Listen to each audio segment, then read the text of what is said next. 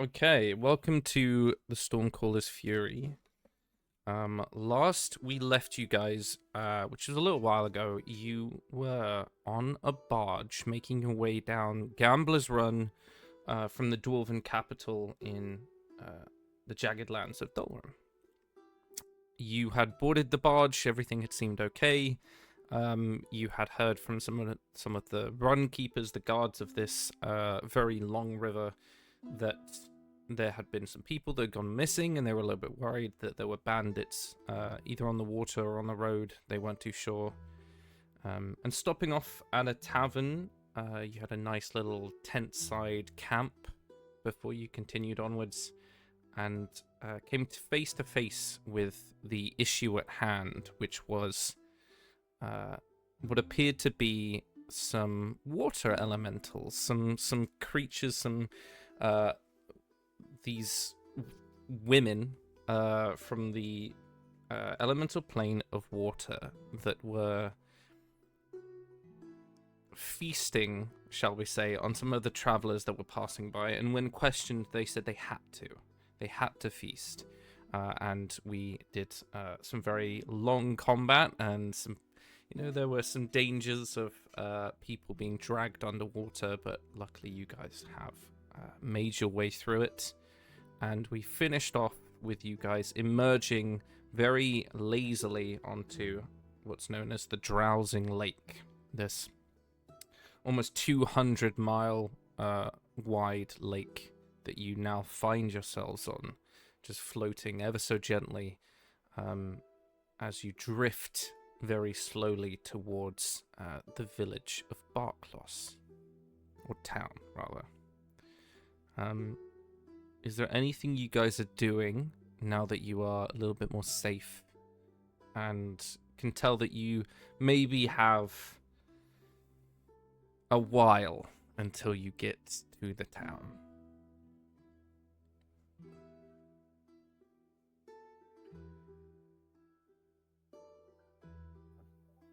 No. Emotionally recovering from nearly drowning. You know. The classics. Yes. I think Nim would also be on the lookout for, because it's such a big lake, and every time we've been in water, like when we're on the ship in the sea, some kind of big creature has come to attack us. So Nim, head on a swivel, like some kind of creature's gonna come out of this lake and kill us. The fuck is going on? Yeah. Make me a perception check. We shall say that you're our lookout. Wonderful.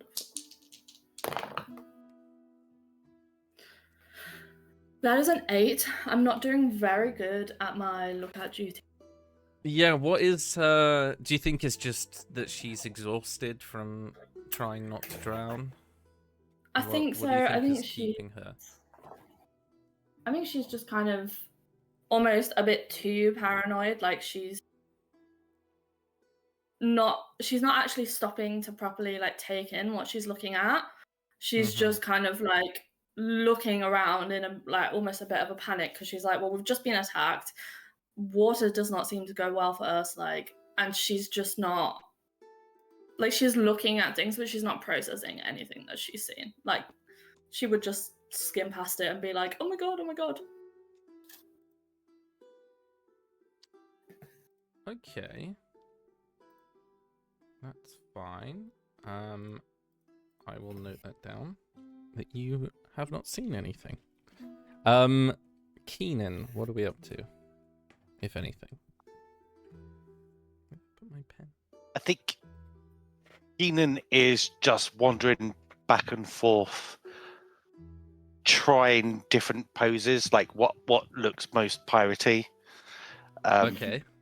As he's trying to adopt his new kind of persona and look. So he's just basically being flouncy Keenan. That makes a lot of sense, yeah. Calendar? I think after us getting attacked before, it would just be on lookout for anything around. he can't really do any of his crafts whilst we're around here, so just be keeping an eye out for any suspicious activity. Okay.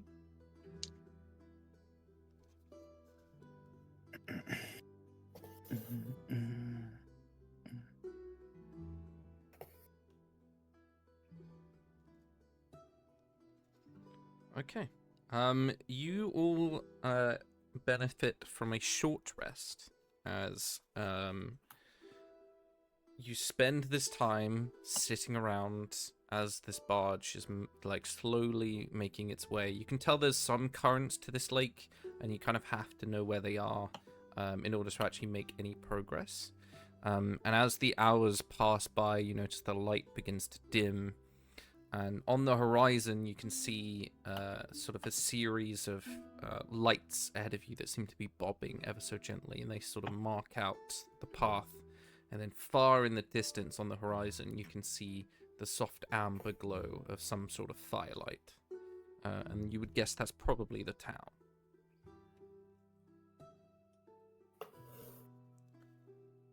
As night begins to dwell, what are we doing as you come to that realization that you are not at the town yet?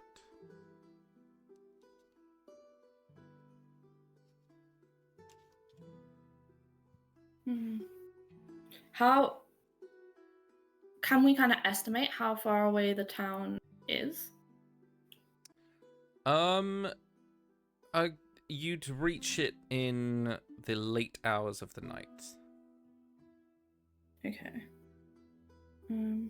Is it just like a standard like path, like trail leading up to the town, or is it like covered by woodland or anything like No, that? so this town sits right on the edge of the lake, and you would guess that Right on the lake. maybe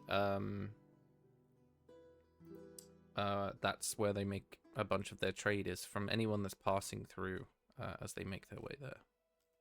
Okay. Could I ask around a couple of like the fishermen nearby, see if they've had any encounters with those Myrmidons or whatever it was that we fought last time, the mermaid things? Yeah, make me a perception check to see if you can find anyone to talk to.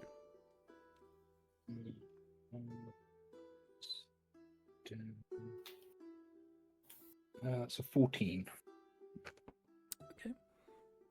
Yeah, you guys are moving slightly faster than this rather larger barge that does seem to have some sort of fishing poles sort of leaning off of it. They aren't moving as fast because they don't need to. As far as they are aware, no. They haven't experienced anything like that. They tell you that they reached the lake maybe 2 days previous, and they didn't encounter anything on their way. Okay. Has there been any other arrivals other than us that have been a bit out of place as of late? Not as far as they're aware. Okay.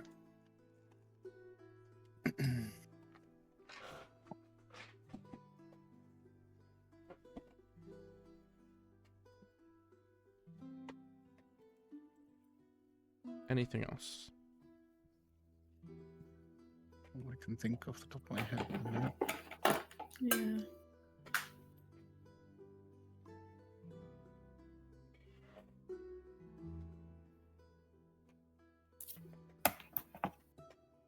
Okay.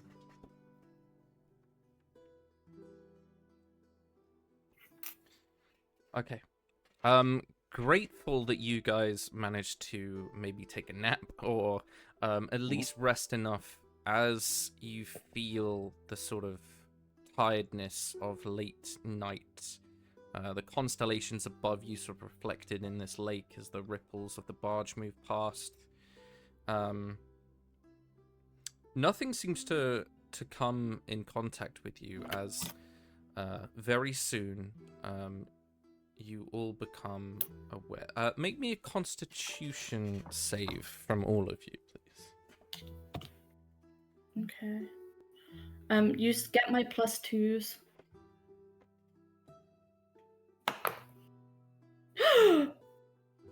That's a 21 for Nim. Okay. 19 for Keenan. 23 for Okay. me. Very nice. Yeah, sort of pushing through it to stay up, and not succumbing to any sort of consequences of pushing yourselves. Yeah, you feel the barge begin to slow down just a little bit, and you watch as the bargeman sort of points ahead, and you can see this very large building becomes apparent with you can see glassed windows that you can see amber firelight sort of flickering on the inside. You can hear the voices of people talking, and as you look over, there's a series of docks with people sort of sat, some of them with their feet in the water, some of them sort of drinking from flasks and tankards as they sort of sit out and enjoy this area. You can see fireflies and sort of hanging lanterns light the way for everyone. As the barge sort of docks, you guys are able to disembark. What are we doing as we jump off of your barge?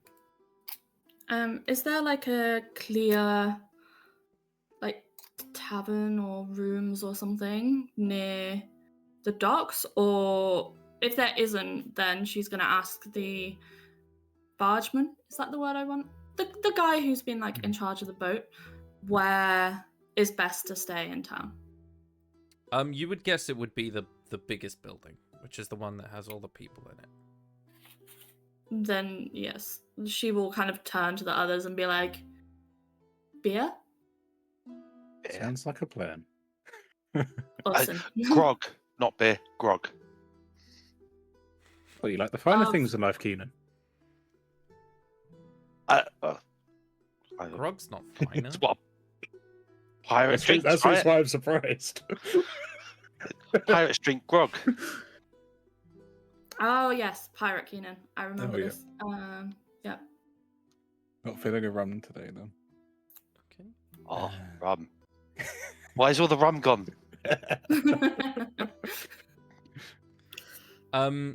Yeah, you sort of head in the direction of the tavern.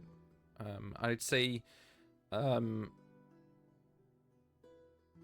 Zephyr seems a little bit quiet today. You notice that Persephone and Kozar sort of stay back a little bit, and as the four of you enter into the tavern, they seem to be having their own conversation. Entering in, you can see it's very simple. It's massive, sort of the interior of this place.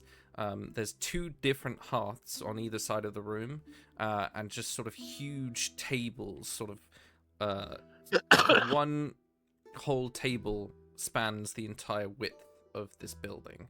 And there's three of them, and you can see benches where people sat on them and just sort of talking in amongst. They might not have even traveled together, they're just talking with each other. There's a circular bar on one side that you can see a couple of people walking along. Two sort of very young girls seem to be serving people with trays, and all just moving around as it seems to be quite packed in here, for sure. As we enter, what are we doing?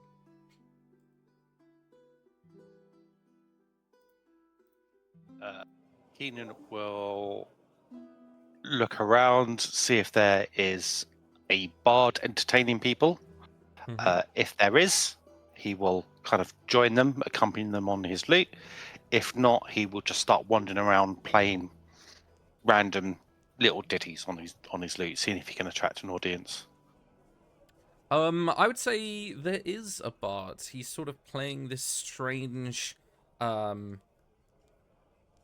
it looks like some sort of wind instrument with various different valves and big it's almost like a mix between an accordion and a bagpipes. Everyone seems to be enjoying it, although it does make a very strange sound that you guys aren't very used to. You can see there's a mix of dwarves, humans. You see a couple of half-elves. It just seems to be very rural. And as you begin to make your way around, can you make me a performance check? Absolutely. Dice.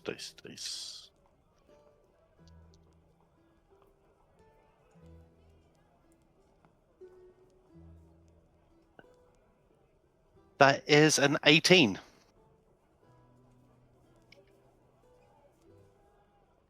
18. Okay, yeah. You sort of join in.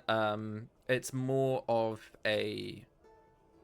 It's less high refined as you're used to. It's more just the melody and the beat and joining in and seeing if you can match the sort of upbeat feeling that you're giving off to everyone. And you do quite well. Is there anything that you're trying to gain from this, or is it just for Keenan's pleasure? Just for Keenan's pleasure. Okay. It's a touch of normality. Very nice. Anything from Nim and Callan? I think I'd look around to see if there's any like hunters or anything nearby, just to see if I can get a lay of the land of like what's going on, like creature-wise around here, like with what we ran into. Has that caused any issues with like them trying to find anything, or if they notice anything suspicious that they haven't seen before, that sort of thing? Okay. Yeah, make me a persuasion roll as you begin talking to these people.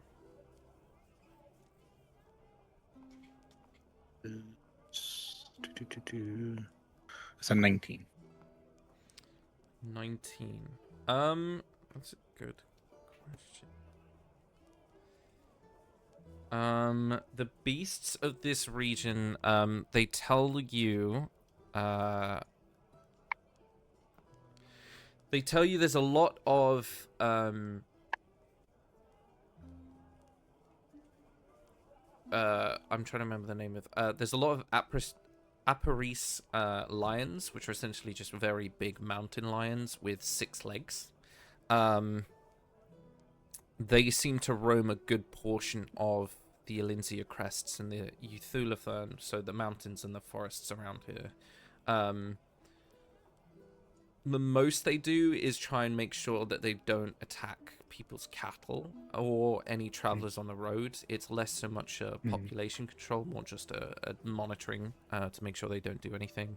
Aside from that, there are a couple of creatures that they tell you that live in the lake, but most of the time they don't really bother anyone. It's not anything that the only reason they attack people is maybe if they're defending themselves, so they don't tell you anything that you've come to know about the Maradons that you saw before.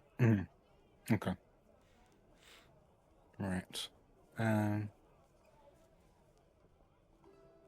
they like, with knowing that the mountain lions, the Aparis lions around there are like hunted, is there like any like pelts of them for sale around here?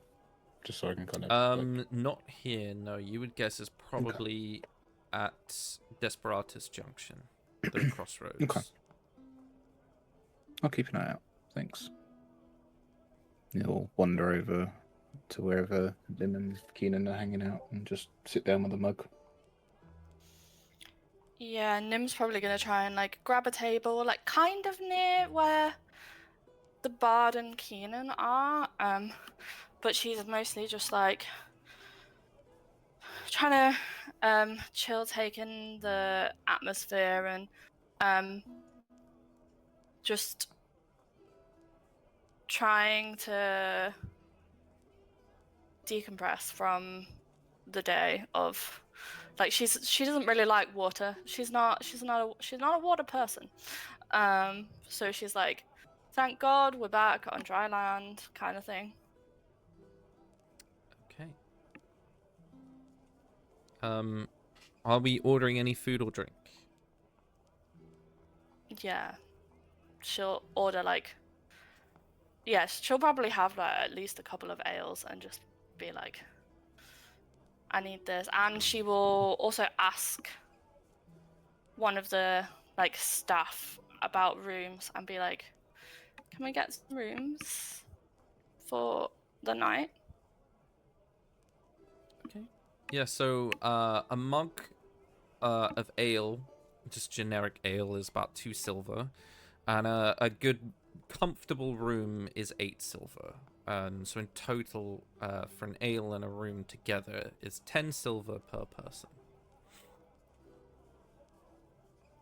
Okay. Nim will chuck in, we'll just give a gold and kind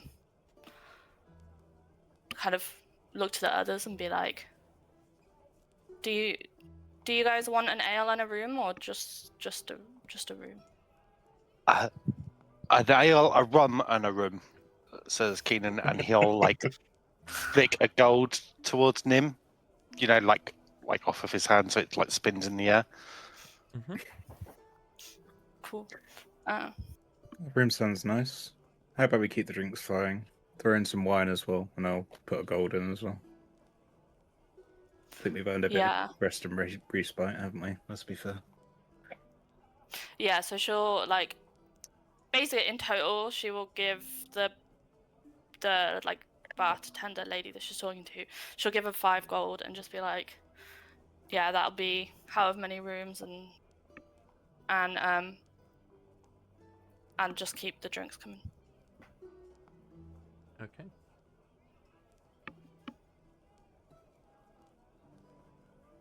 As you all begin to sit around having booked your rooms, you can see it's very busy, so you guys have got maybe there's only a couple of rooms left now that you've got those. You just begin to feel sense of rest begin to pour over you.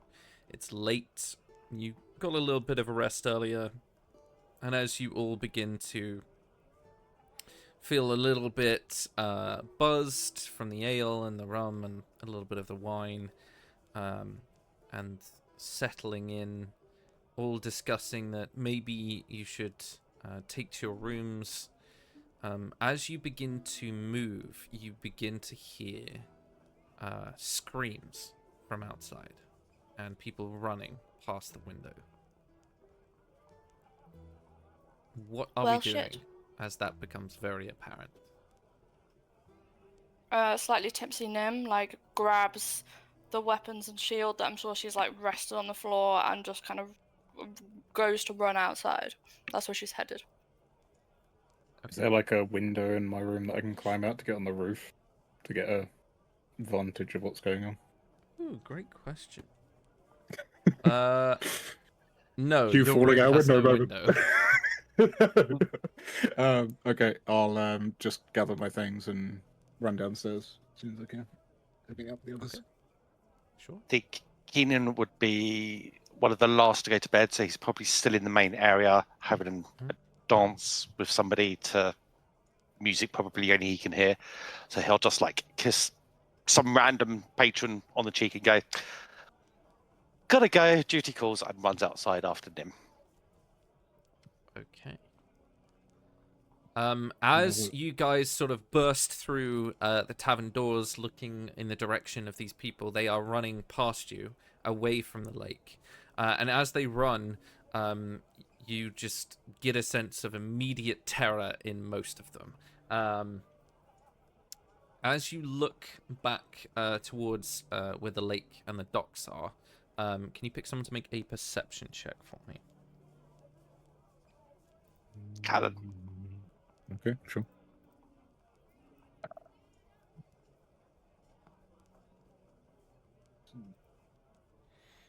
11. 11. Okay. You can see as one person goes to turn to run, like this mass of water wraps around them and they are lifted into the air and sort of thrown backwards into the lake with a splash. More people begin to run and scream, but you can't see what is causing this at the moment.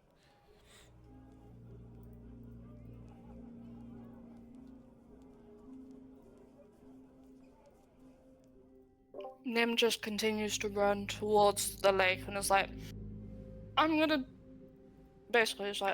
solve this thing. Mm-hmm. She's very drunk, like, not very drunk, but she's tipsy and thinking, like, I completely got this, I don't need any help, it's cool. As Callum gets outside the tavern, he's going to fire his eagle eye shot up to see if he can see anything approaching from the lake. Okay. Can you roll me another perception with advantage? You can't make that up. That was 2 5s. So that was a total of 7. Okay. Nim, as you are the first to sort of react and you run towards the dock, there's sort of wooden slatted boards, as you probably expect, before they lead outwards to each specific pier where the barges can dock into. As you get there, can you make me a dexterity save? I can try, I'm not very good at them. That's a dirty 20. Yeah. Yeah, let's go. Hell yeah. It's your birthday. Go Okay. You just sort of roll out of the way as the lake in front of you, as you can see where these people are being pulled to, you can see something enormous turning beneath it and water sort of rolling outward in a slow swell. You can see all the boats sort of strain against their moorings as they move around. Fog begins to roll upwards onto the docks, and a shape becomes apparent that it's running across the water rather than swimming. And each step is sending sprays of this lake water outward, sort of exploding beneath their feet as they're closing the distance. And as they sort of leap and land onto the dock, sort of superhero style with the fist, you watch as a rolling wave of water sort of echoes outwards, and you just roll out of the way as this sort of tidal wave rolls out. Now that you're within about 10-15 feet of this person, you can see quite tall, broad shoulders. They seem to be wrapped in different sort of flowing material. You can see gold jewelry flashing beneath sort of grey robes. You can see strings of pearls and coral beads around their neck, and tarnished metal all around his like arms and like a collar at his throat. As the water detonates outwards, you can see that some parts of the dock sort of split planks, and several posts sort of crack under the impact. He is nearly 7 feet in height, and you can see he's got dark blue-green skin that sort of gleams wet, almost. You can see thin scales sort of shimmering across the portions of his shoulders and throat that you can see, and the sides of his face, you can see gills at the sides of his neck. He's got long silver-white hair trailing through parts of like blue and green, almost like sea foam. And his ears, rather than elven-like, they sort of taper backwards into like thin ridges. As his eyes, this sort of bright turquoise with no white in it, look around, you can see him enough to look at his face. Can you make me an insight roll? I can. That's a 6. Okay. On a 6, this guy looks pissed. And as he begins like looking around, he does notice you. But you can see he's sort of still looking for something else. For the other two, what are you doing as you watch this unfold in front of you, about 60 feet away? Keenan is jogging along, trying to catch up with Nim, but as he does, it kind of like almost instinctively is moving in towards the shadows, and then kind of like blinks, and I'm going to use invisibility. Okay. I know I'm quite far away, but do I recognize what this guy might be at all? Make me a survival check. Nice. Just straight. Okay, that is a 20. On a 20. He looks very like the women that you saw. He's bigger, more clearly, and you can see he's wearing a circlet on his head. He looks older. He's definitely humanoid, like he's not a creature of some kind. On a 20, I'd say this gives away a lot, but the only sort of reference that you have for him is the difference between Zephyr and Lady Kasvira. Okay. In that he's like 7 feet tall, and there's some sort of aura about him that screams elemental. Yeah. Okay. I'll just through the earring, just like walkie-talkie style to the others. Just a heads up, you're probably going to get hit by a wave of something if you get close. Be ready, and then I'll just try and get as close as I can to the others. Okay. Nim puts her hand on her earring and just goes, "This dude just walked on water." Okay. Keenan, what are we doing invisible?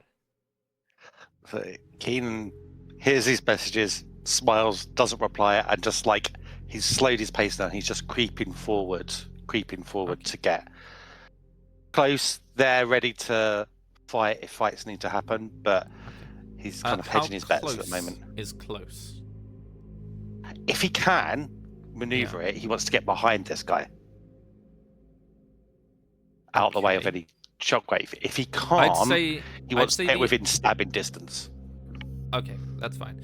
I would say he's standing on the dock, so the only thing behind him is a little bit more of dock and then the lake. I'd say Nim's on his left, and sort of Callan's about to join her, and then wherever you want to be putting yourself, whether it's to his side, opposite her, or I would say you wouldn't be able to get behind him because you'd have to swim. Fair enough. As far to like his side, then like opposite where Nim is. So lots of space between me and Nim, but also stabbing distance of this hedge 7-foot fish dude.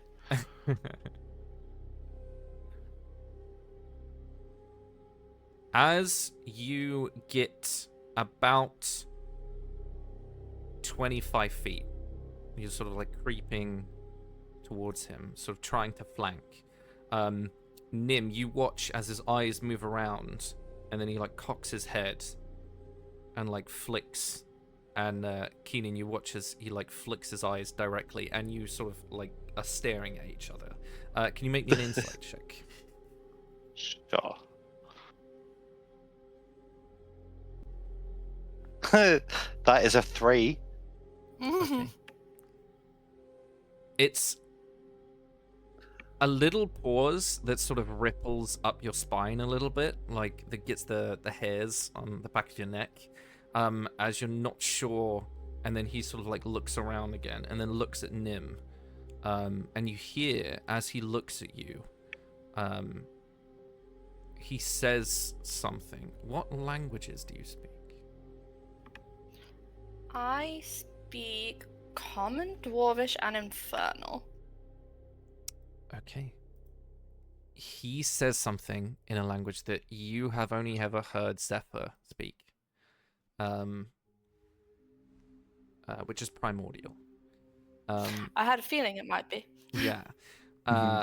and it sounds very like layered. It sounds like the sound of waves crashing against a beach.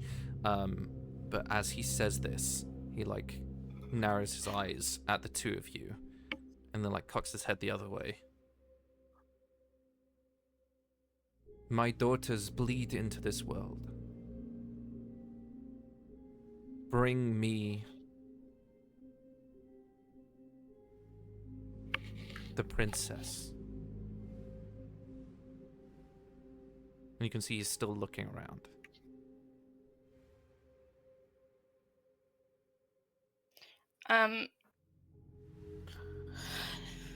Nim kind of immediately clocks who he means and just stares back at him and goes, "Don't know a princess." Make me a deception check. Because you are definitely lying. Keenan is gonna chime in, drop his invisibility because obviously he's been seen now, and go, "Yep, no princesses here, just us pirates." My deception was a 7, so I have a feeling he may see through it. As you're saying this, Keenan, and you sort of like pop your invisibility, you feel, I'd say because you're the closest, you feel the dock sort of ripple a little bit, and behind him, sort of like arcing her head, you can see a very familiar looking female face of one of the Maradons that had run away. And she says something, again, in a language that you can't speak. And this man sort of tilts his head back at her and then looks at you. Can I try something? Go for it. I want to do my earring, Secret Service style, and mimic the sounds I heard her making. And then go, Zephyr, do you know what that means? Okay. Make me a performance check, and we'll see if Zephyr, who we'll say is hiding in the tavern, knows what that is.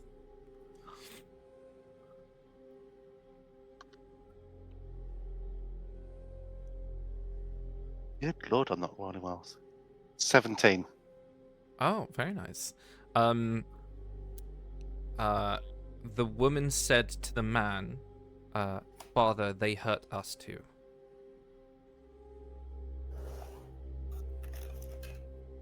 Ooh shit. Ooh shit, ooh shit, ooh shit. And as she says that, and she's like, "What the fuck are you doing? Like, what does that even mean?"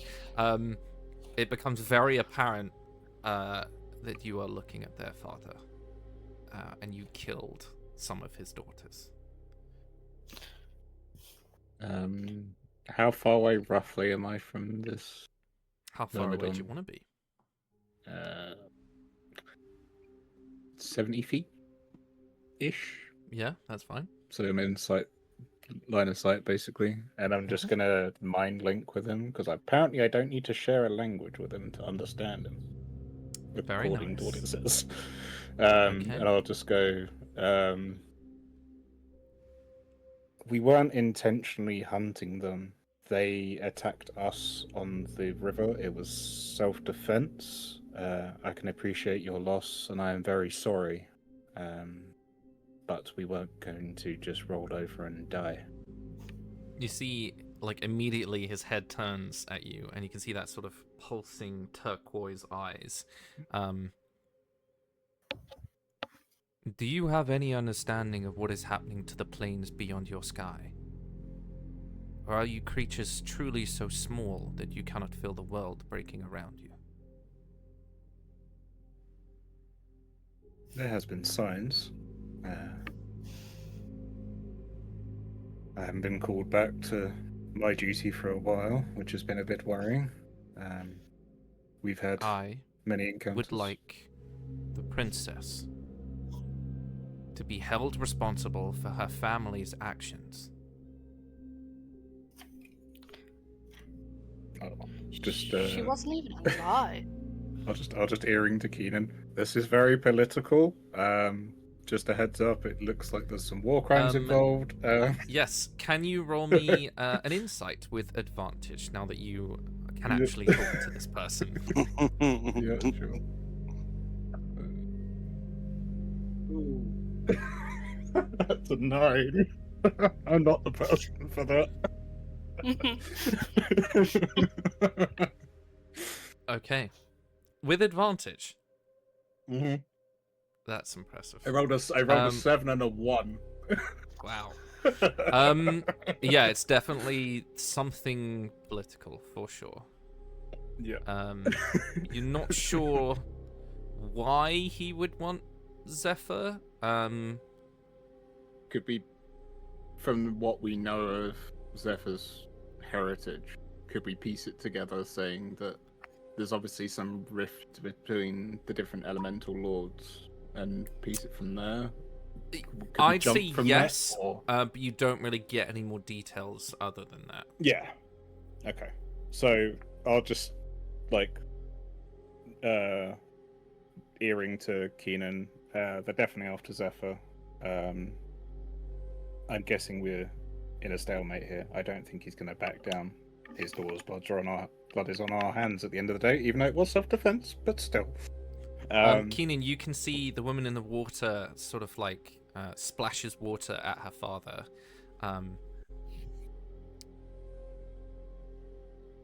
And this time she says it in common as she's looking around.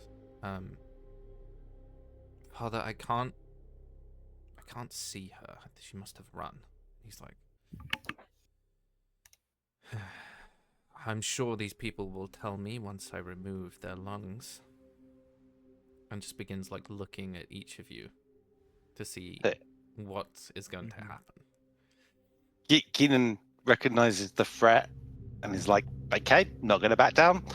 And he's going to stand up to her and go, just out of interest, getting things clear, what princess exactly? Because, there's multiple princesses. The one you're looking for might not be here.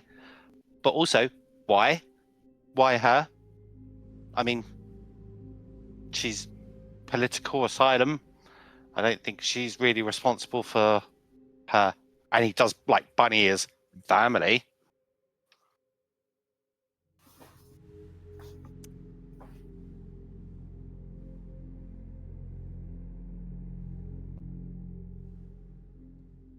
I know not how they cast us from our home, only that we found ourselves here. And since I have lost a daughter, he shall lose a niece. Got you. Can I just let you know, though, that he actually won't be the slightest bit upset if he loses his niece? You'll probably do him a favour if you did. If you really wanted to upset him, you'd leave his niece alive, because, we're out to get him too. Make me persuasion roll. Yes. So what we do, we let Keenan do the talking, so he's better at it. Nim just stands behind him and That nods, is a 28. God, God. damn!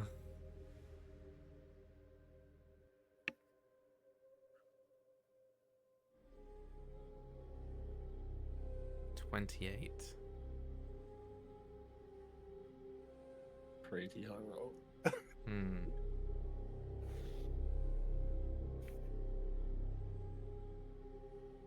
All true what I'm saying as well. Very true. 28.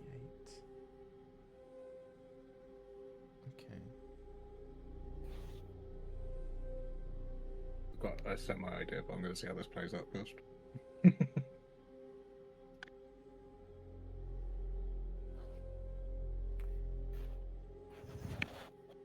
Why do you defend her?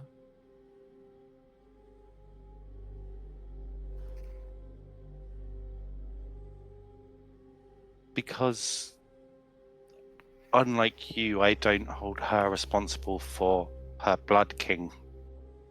If you want to talk about families, she's my family as our, and he gestures to Nim and Callan.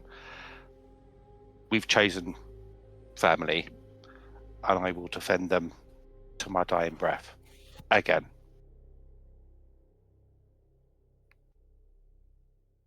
That is admirable.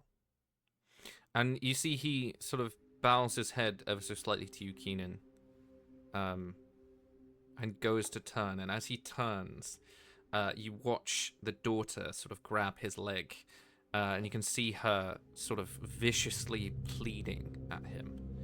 And after a while, he sort of, like, you see the shoulders drop.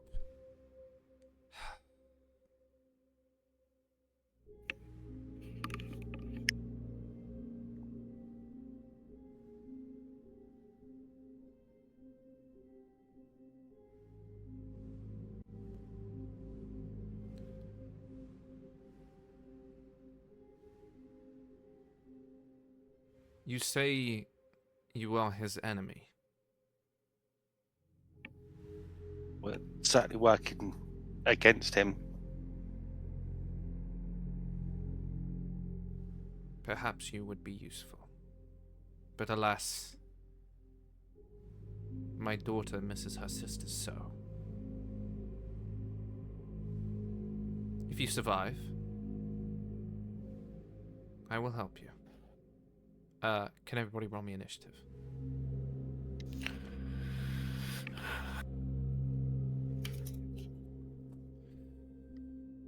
I tried, guys. Yeah, I'm like, come on, he was so close. I don't think there was any convincing him that wrong. So, for clarification, 15. If it all goes well in your favor, what he's saying is because you have persuaded him, he will help against the Stormcaller. But I also rolled for the daughter, who rolled a nat 20, which is why I was like looking at it like who wins out of the two. She's a little spoiled, is the sense that you get. Yeah. The sort of tantrum that she throws and his reaction. So yes, it is very much like, if you survive, I will help you, but this I have to do for my daughter. Yeah. Just out of interest, above table, what's with the like Battle of the Blossoming and all that back then? Would my people have been fighting his back then, or I'm just wondering if there's going to be a big grudge.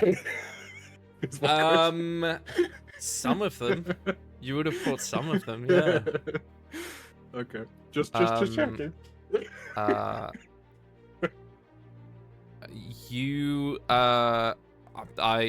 There is some details about that if you talk to the right people, you'd find out more.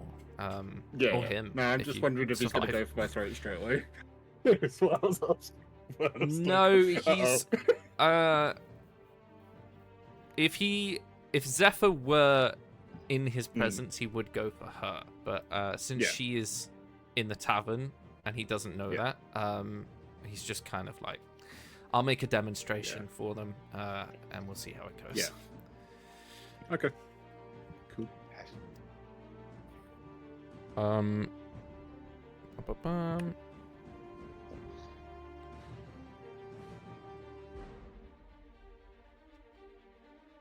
Okay.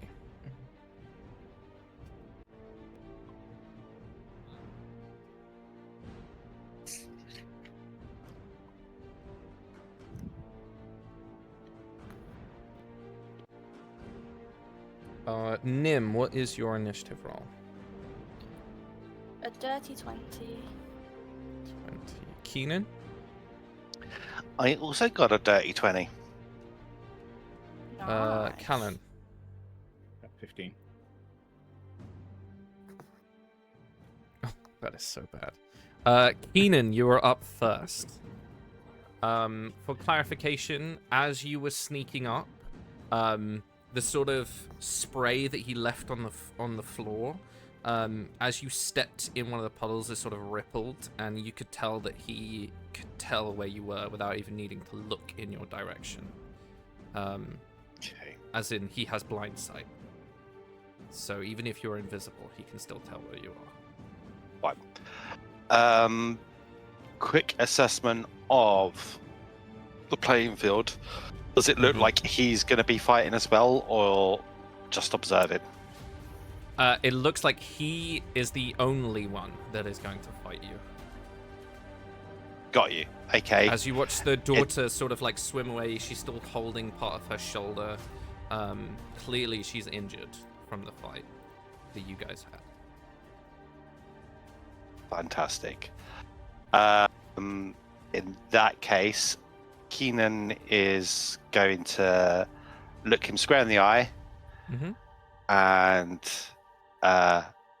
just like say, bring it on, fish finger, and cast Vicious Mockery. Amazing. Go for it. It's a wisdom save. Oh, it is. Yes. Wisdom. Keenan putting that. I'm 14. With the chippy line. Fails. Fails. Okay. And that is 6 points of psychic damage. But the 6 point points. is to give him the disadvantage. Very nice.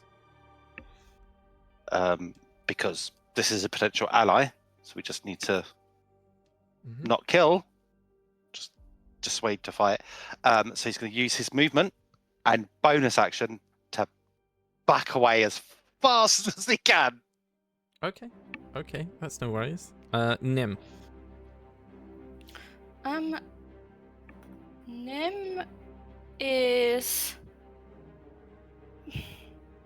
She also, like, having heard him say he'll help us if we live, she doesn't want to, like,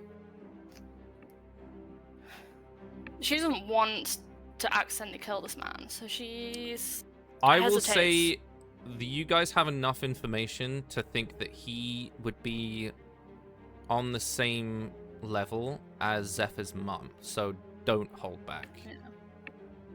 Yeah, she like hesitates for a second, but then is like, fuck it. And then, how close did you say I am to him at the moment? How close you want to be? I think I said 15 feet originally, but you could have backed away while you're talking or moved in closer. It's up to you. Yeah, I'll move in closer. I will get out the glaive that I have, and kind of stay that little bit of distance because he's a fucking giant, so who knows what his reach. So she's try and be out of his reach, but also she has a glaive now, so she can hopefully hit him with it. That is an 18 to hit. 18 is a hit. Wonderful. D10 plus 4. That's 8 points of damage, and then so she'll like swing across him, and then she'll come back the opposite way and kind of like try and backhand him with him. But that is only a 12 to hit, so I'm guessing she doesn't. That is a miss.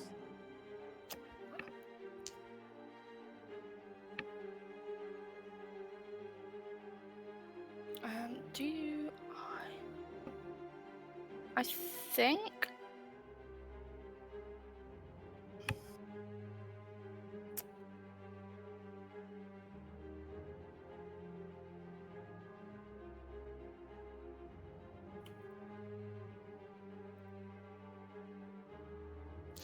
Yeah, she's going to use a spell that she doesn't use very often. She has a bonus action, thinking like this guy is big and scary. She's going to use magic weapon, so it basically makes her glaive into a +1 glaive. Very nice. Just sort of shimmers with golden light. Anything else? No, that is her.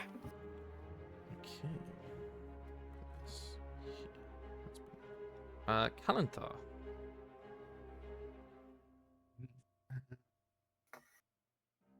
So I got to move up 30 feet. I'm guessing he's still like 60 feet away from me. He hasn't moved any closer, has he? Nope, he hasn't moved, so it's up to you guys where you want to be. Okay. I'll move 30 feet up And then I will first of all activate my Blood Maledict. The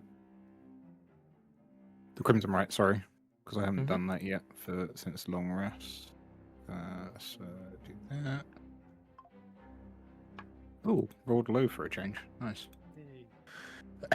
And then you'll see him just kind of like scratch across his palm and then sort of grit his teeth, and then you'll see him try to use Blood Curse of Binding, so like talons will come out of the ground and try and hold him in place, and I'll amplify that as well, so that'll be a 1d4 as well. Oh, back-to-back ones, nice. So it's a DC 13 strength saving throw from him.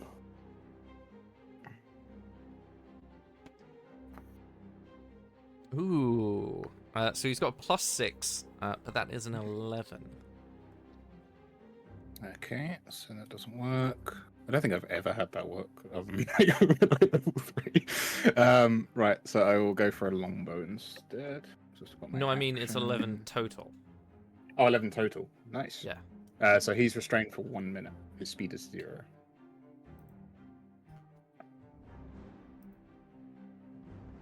$18 to hit. 18 is a hit.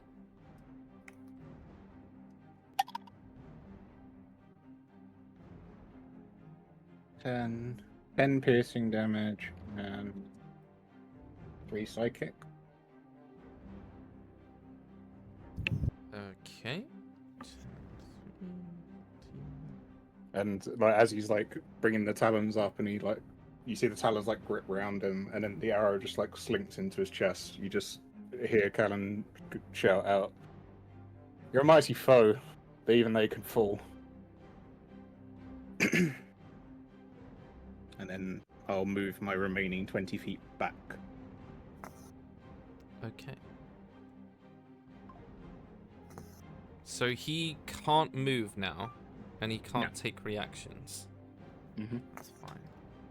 For 1 minute. Because I amplified. I don't need any of that.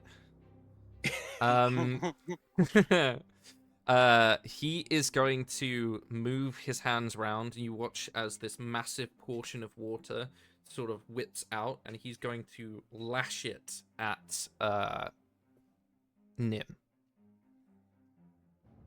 Rude. The first one is a 15. That misses. Second one is a 27. My god, yeah, that hits. And the last one is a 19. The 19 misses. Okay.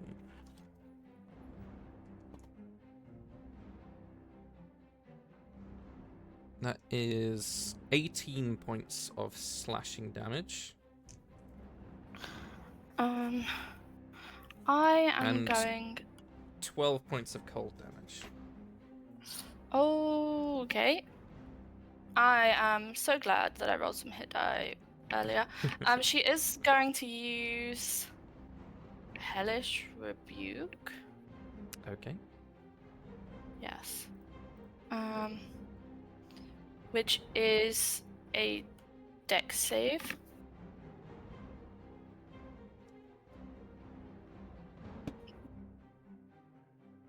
$17.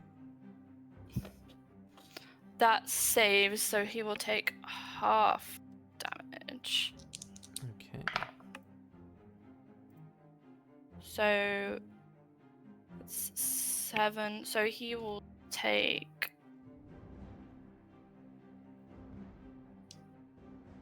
Yes. So that's 7 fire damage halved. Okay, so 3. Yes.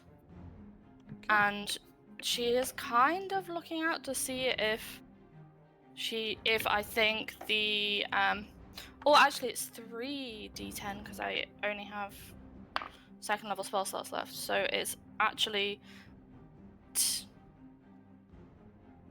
14, so it's 7 points in total. Okay. I can't read.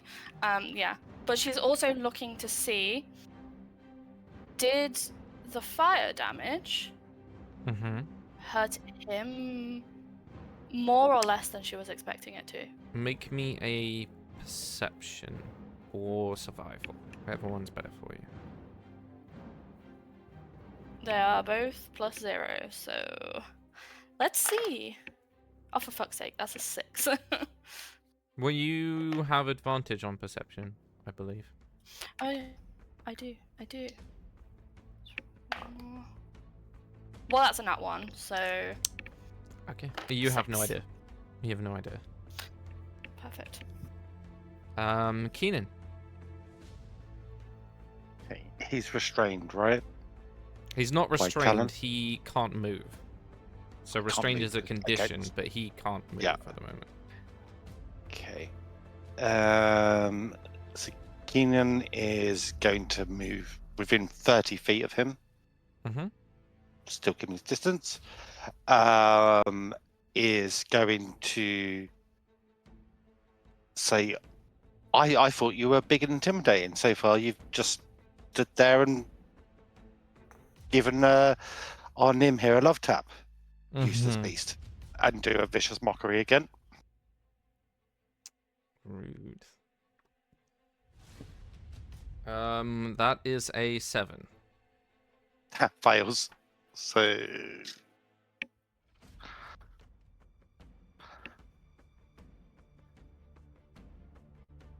is 4 points of psychic damage, and again disadvantage on his next attack roll.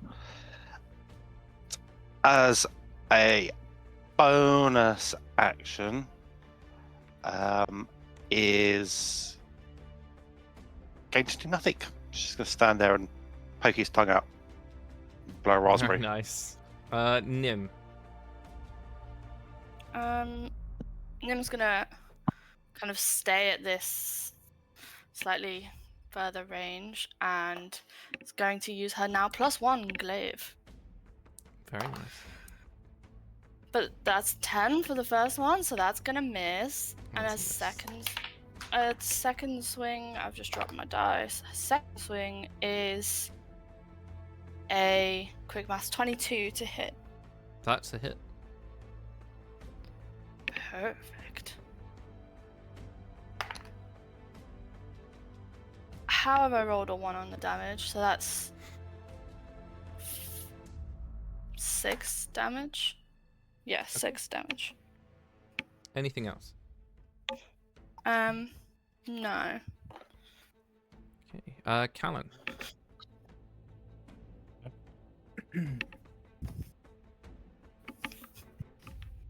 Is he still just speed 0? Because Yep. you can repeat at the end of this turn. So that's Oh, good point. already. Just wanted to double check. 21. So no, Yeah. he can move now. Okay. In that case, I will. You'll see, Callan go to knock a bow and then sees like the talons drop, and then he'll click his fingers, and then you'll see a green hue just appear around him, and he'll cast fiery fire on him. So it's a DC. Very 14. cool. DC 14. Wait.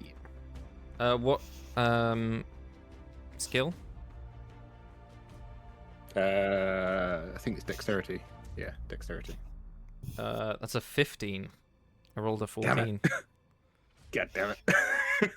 Yeah, you in watch that as you sort of case, go to cast this magic, his scales sort of shimmer and it just kind of rolls off of him. Okay, have I got any bonus actions I can do? No. Okay, there's nothing else I can do, so I will just maintain my distance. That's me. Okay. You watch as he sort of looks at Keenan, very resentful of the sort of sticking out tongue, sort of taunting, and just moves his hands up, and you watch as the fog on the lake just rolls around him and just lifts up until you cannot see him or each other as he manifests this fog cloud around him. So 20 feet in front of him, essentially. So Nim is in it. Callan, you can't see Nim. And then obviously Keenan, you can see Callan, but you can't see Nim because she's opposite you. Yeah. Or him. And then I need you, Keenan, to make me a dexterity saving throw. Sure.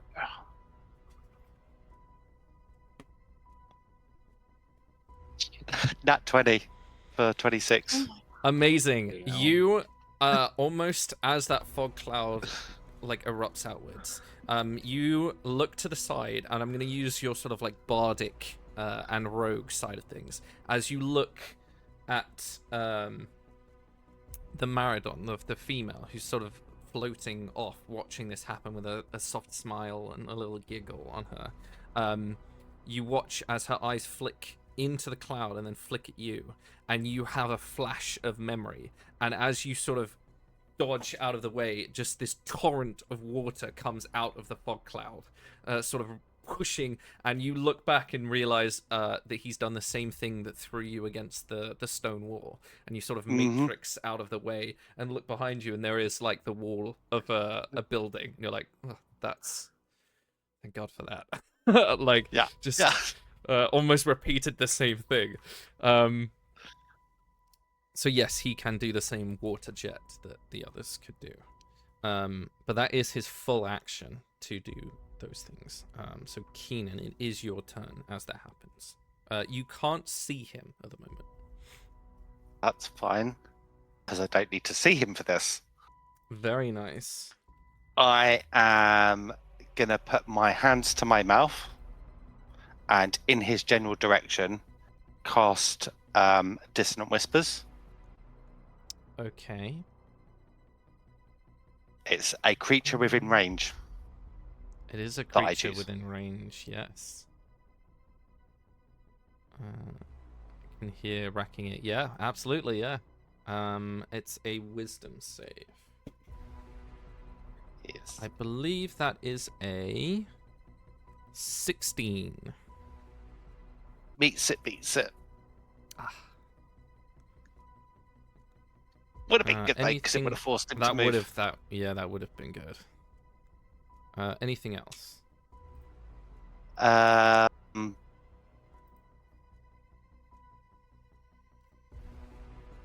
Do anything else?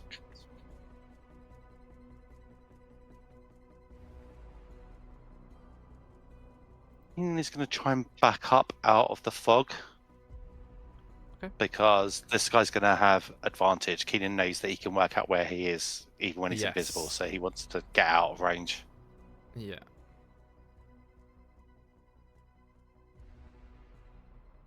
Okay. So I was just reminding myself of how this all works. Nim, inside the fog cloud, you are blind, essentially. You can't see anything. There's sort of this dense fog heavily obscuring anything that you can see. So if you are going to keep attacking it melee, your rolls will have disadvantage.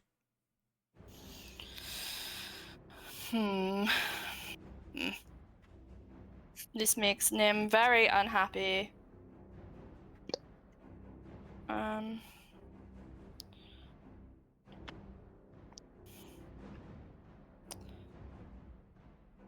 Mostly because I don't know what else she would do other than continue to attack this guy. I mean, you can. It's not stopping you or anything. No. So you are able to do that. Yeah, I'm probably going to. It is my turn? It is your yeah. turn. Yeah, yeah. It's my turn. Okay, cool. I was like, just for a second, I was like, am I taking some turn? Then, yes, I will kind of swing out in his general direction with the glaive and hope for the best. Disadvantage. Because does Callan's... Did Fairy Fire not... No, it didn't No, connect. it didn't No, hit. okay. No, Which okay. is, it would have been clutch. Yeah. Yeah. Big Looking shout at out the rules of to it as well. yeah, big shout out to Monsters Know What They're Doing, because that book is the reason that you guys are experiencing this. Well, that sucks. That's 9 for the first one. Miss. So yeah, and then a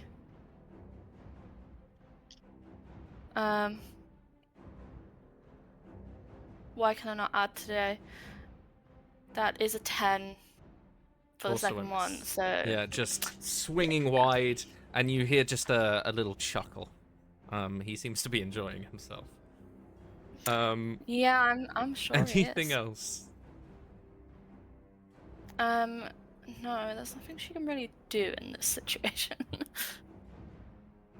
Okay. Kalanthar. I'm trying to think a little bit out of the box, because I just read up the rules on Fairy Fire and Fog Cloud, and I can't cast it on him if I can't see him. That's true. So it's up to your discretion if you'll let me do this. I have some blasting powder in a like a pouch of it, and I have Alchemist Fire. Could I take my action and bonus action to combine the two to create an explosion to try and disrupt the fog cloud?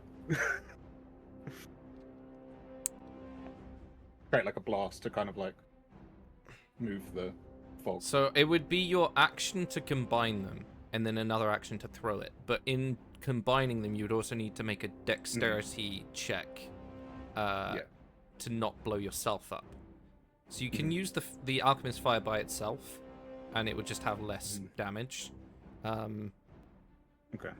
Right. In that case, but I'll yeah, leave, I think in the middle of combat, trying to combine two very flammable it was gonna be. substances- It was gonna be a thing like if you allowed it, I'd say it'd be very volatile. So there's a chance I just burn myself up in the process. But if we do it that way, I will just go for. What can I do? What can I do?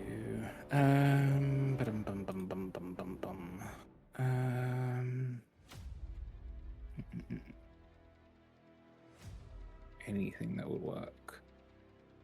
Do I know? Because I'm guessing he hasn't moved since he raised the fog, right? He's just kind of been relatively in the same area. Roughly, yeah. Yeah. Could I, knowing that Nim's roughly where she was, could I position myself so I'm 30 feet away from roughly where he was, and I wouldn't hit Nim if I do a cone?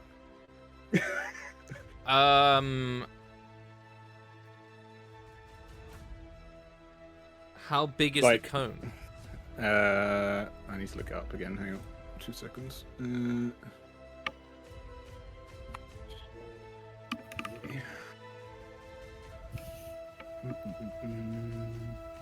It's a 30-foot cone. Okay, so that means at the... Oh shit, hang on. So it's 30 foot from me in a cone. 3, 5, 10, 15,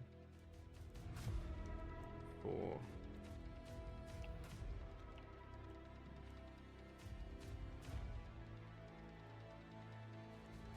That means at the edge of the cone, if you were 30 feet away, the cone itself would be 35 feet wide. Okay. Is there a way I could angle it where it wouldn't be where Nim was last seen? No. Because if you... I mean, yeah, actually, yeah. I'd say yes. Okay. Because Keenan made sure to move out of the way, ironically, for a different reason. Okay. He would have caught at least one of them, but now that he's moved out of the way, yeah, you can probably sort of center it more towards where reach he into was. my pack in that case, and then I'll pull out a scroll, and you'll see Cohen kind of like wisp the sigil around, and then he'll just cast fear through the scroll that we got from the temple at the guy, and just say, "It's time your worst nightmares become real. How about I get inside your head?" So it is a must see the wisdom saving throw to my spell DC. I'm sure it goes by my spell DC if it's a scroll. Yes. So it's a 14 for the spell save, and that's wisdom, I believe. That's a natural 20. Oh, that is so cool. Damn it. Right. That's an action to do that, so I can't do anything else. As a bonus action, could I put something on the floor to maybe use later? You know, like my alchemist stuff. Like, not activate it, but just put like a vial on the floor. Or is that a full action? No, I could tell you to, because you take a bonus action to drink something. So if you just like quickly put it down, that's fine. Yeah. So I'll kind of like hastily. I'll kind of like. What have I got?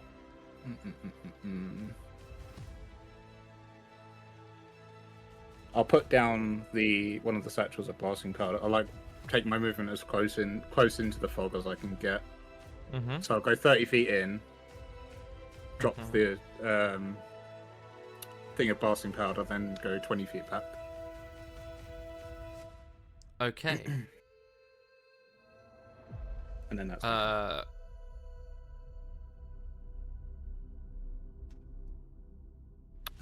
I'm just counting.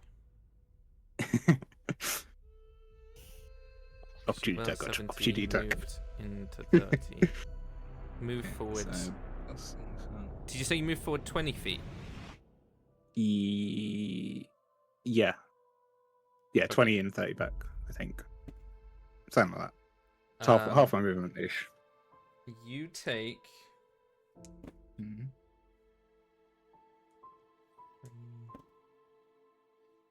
You take 9 points of slashing damage and 10 points of cold. He has a reach of 15 feet. And you stepped into the fog cloud.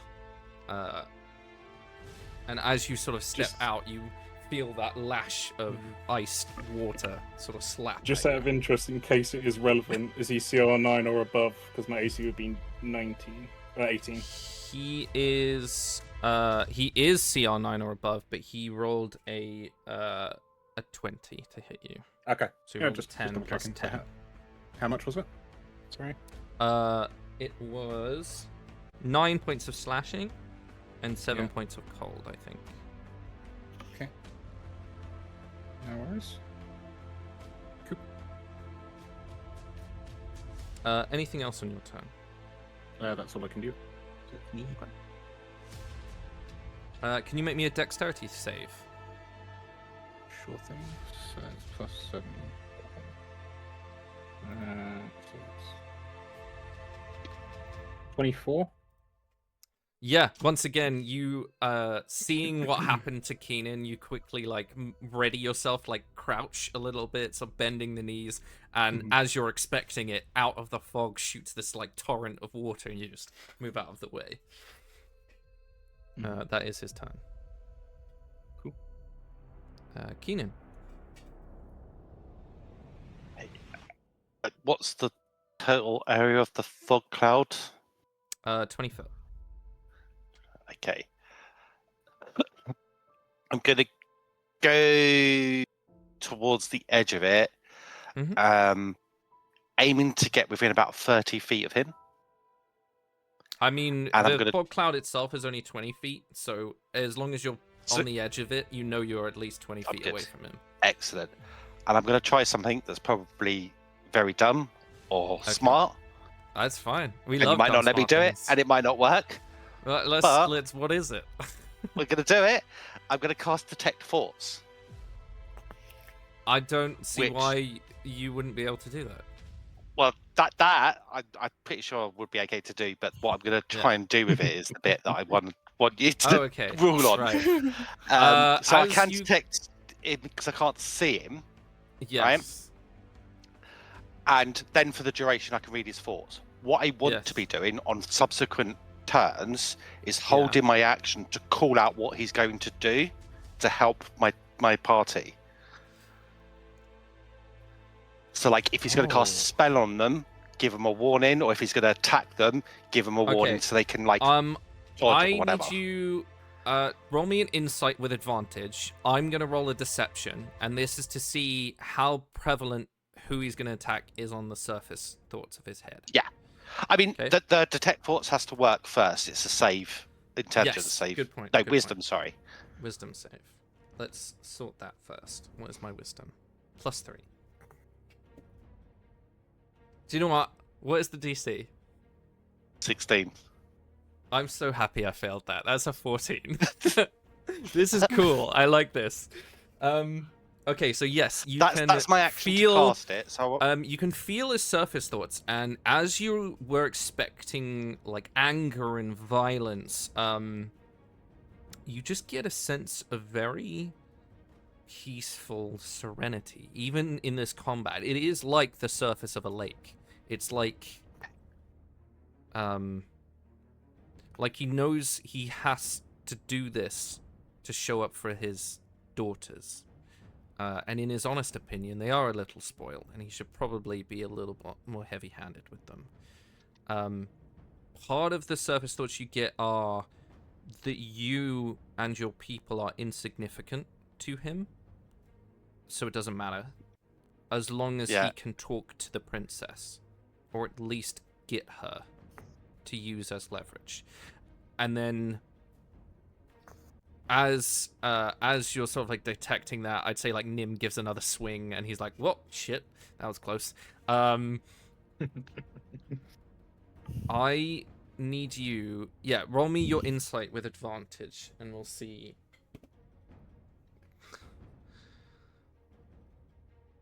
Charisma. Okay. It's a dirty 20. I rolled an 8 plus 4 is a 12. Oh, is this? No, it's just straight roll. Yes. So you can. I'm not even going to say it'll take your action. I'm going to say that.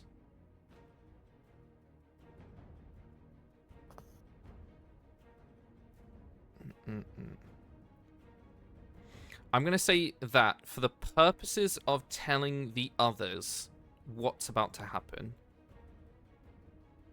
I'm going to give you guys freely. He is going to have disadvantage on his attacks. As you call that out, that can just be a free action. Amazing, but I will allow you, if you want to give someone advantage as your action, if that's what you want to do. As you call out where he is. So you're doing for like the moment, 2 different things. Yeah. I'll leave that up to you. For the moment, I will just call out what he's going to do to give. Okay. Very cool. Hidden disadvantage. I like that. That's very cool. Yeah, mad. And then bonus action, I'm gonna go. I think you've got him on the ropes, Nim. Keep at it and give her a bardic inspiration. Okay. Yeah. Which is a D6. A D6. Got back. That is cool. Nim. She is feeling inspired and is going to attempt to glaive him. Glaive. And I'm still in fog cloud. Unless you want to move out of it, you're still in it. But if I move Essentially, it's out of it, cast then on I'm him out of and range. 20 feet around him. Yeah. Nah. I will stay in. I'm gonna just stay up close as much as I can. Use the glaive, even though it's disadvantage. Oh, why a nat one? Come on. It came up as me rolling that on my screen. That was a bit weird.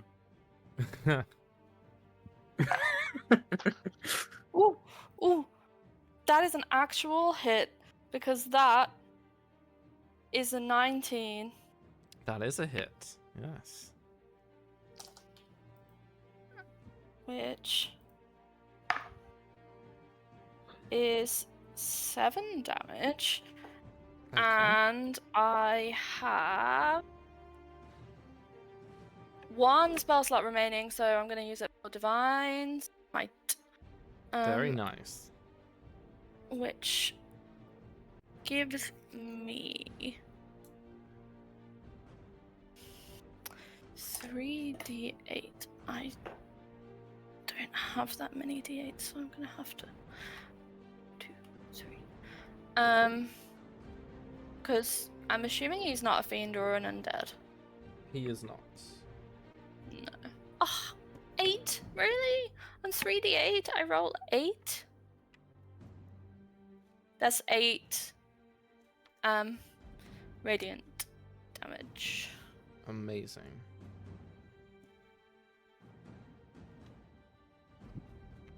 Anything else? No, that's everything.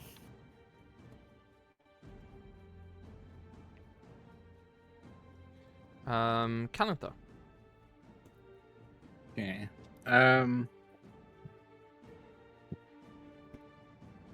I'm assuming it'll be at disadvantage, but because it covers an area. Can I attempt to throw an alchemist fire at the blasting powder I left last time? Yes, if you want to. Okay. I'm gonna attempt to disrupt the fog cloud is my plan. So how does that work with throwing that?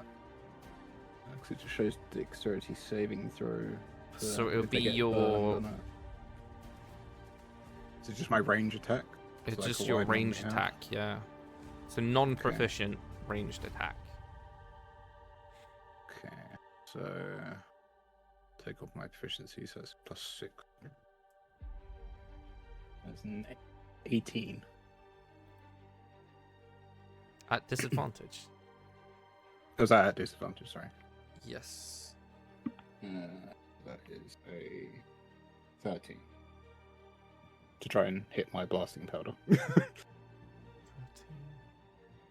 you know what? Yeah, I think that would, because it has a splash damage. Yeah. Yeah. Okay. So Let me quickly check. if it hits him, it's a DC 12 dexterity to stop getting burned by the alchemist fire. Well, he takes half damage if he succeeds. It's not much, but something. And the blasting powder. So if he's within 5 feet of it, it's a DC 13 dexterity save. And then that'll do the damage if it is. That is 2 failures. Okay, so it's a D4, I think, for the alchemist fire, isn't it? Alchemist fire. Yes. D4, yeah.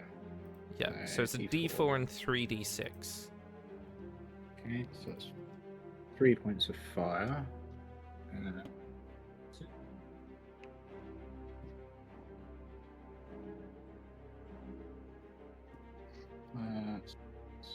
That's 13 blasting as the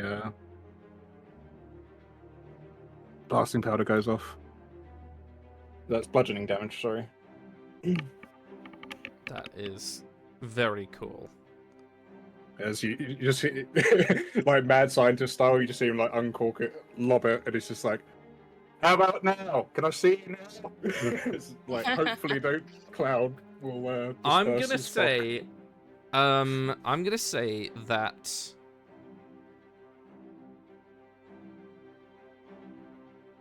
Let me quickly don't know check. how big an exposure would be.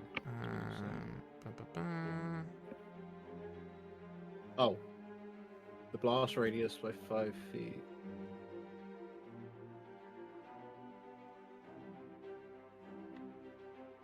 So it looks like it's 10 feet blast radius. I think. If I'm reading that right.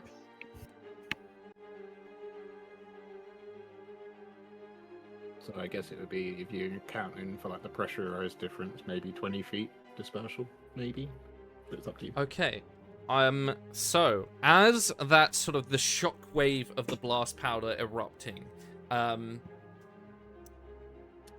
the fog cloud dissipates, sort of is thrown outwards, and you can see him standing there. I would say that is enough to dispel the fog cloud.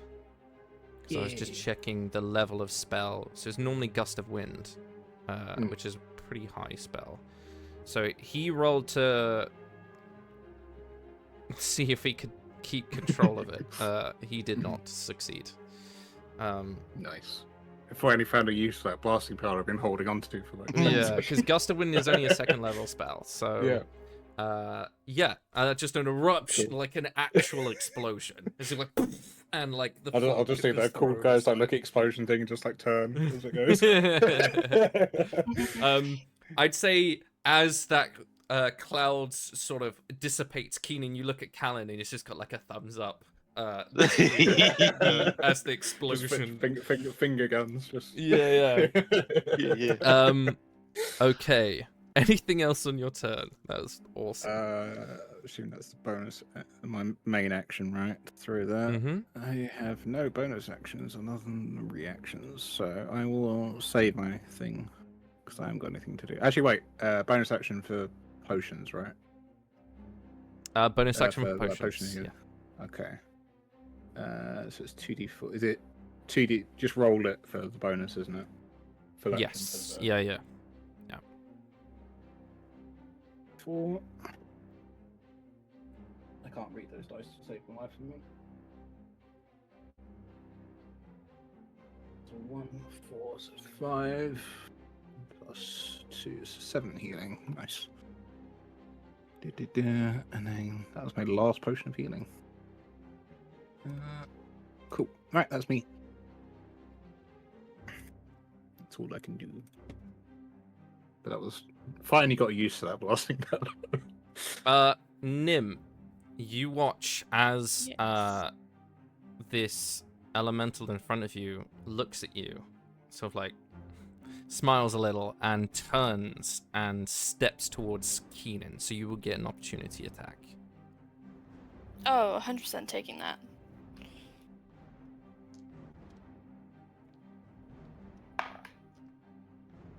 That's an 18. That hits. Yeah, absolutely. Where is my D10? Why did it run away? Stuff. Yes, that is 13 points of damage. Amazing. Yeah, you just slice him across the back. Keenan, in your head, you begin to hear just the roar of the ocean as he is just staring. He can tell that you're listening to his thoughts, so he is heading directly for you. Cool. But he will still have disadvantage because you can tell what he's about to do. Oh, you're so lucky. I rolled a crit and a 2. Okay, on the first one. Both of those fail. A 21. That will hit, yeah. You take 13 points of slashing damage and 16 points of cold damage as he manifests this sort of ice spear. You watch as the water congeals around his hand, and this long ice spear begins like swiping and jabbing it at you. But that is his full turn. And I roll. As you were telling me the damage, I rolled my concentration check. A 10. Does that?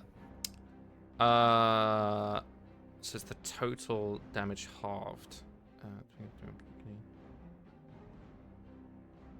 That would drop your concentration. Cool. That's what I wanted to check. But it saved you from a crit, so. Yeah, it did. Free use of silver bells, basically. Yeah, pretty much, yeah. 3 times. Okay. It's your turn. My turn. I am, in this case, because he's coming after me now, going to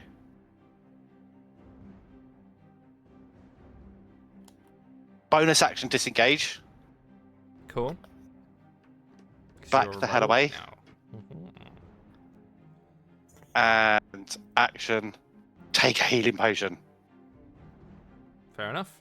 So you would get the max If it's a normal healing potion, then it'll be 8, I think. 2d4 plus 2, so 10.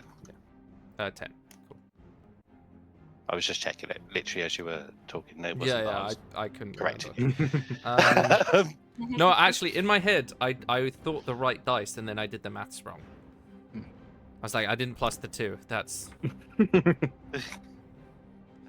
So yes, that's my action, bonus action, and movement.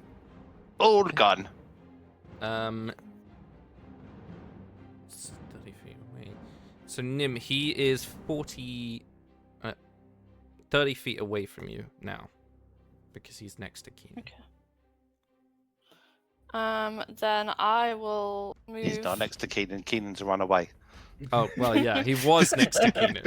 He was next to Keenan. He's next to the puff of dust where Keenan was. Yeah, the sort of Keenan-shaped Cloud. Yes.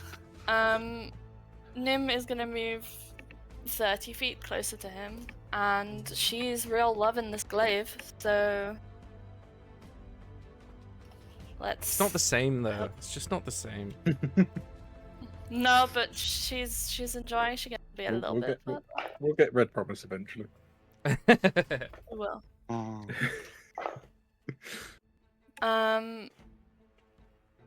That's 11 to hit. That is a not miss. Enough. And that is 17. Meets it, beats it. Okay. And that is 9 points of damage. Awesome. Anything else?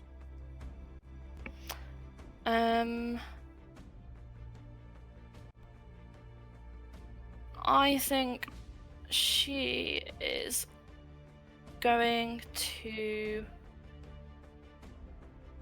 I thought I had... Why did I think I had a healing potion? I do not have a healing potion. Then, no. She was going to glug one and take a leaf out of Keenan's book, but she does not own one, apparently. I think you did have one, but you used it. I can't remember where. Yeah, I think I did. We haven't But- stocked up for a while. I thought we stocked up. The last place we stopped. Or tried to. Is there any I in the party inventory? No, I just checked that and there isn't. So, I think she must have used it at some point. But yeah, she'll be fine. Ooh, just noticed something we haven't though. Yeah. Yeah. Should we I summon him a think I friend? do know why, and I will say that there is at least 2 in the party inventory. They're just not in there. Okay.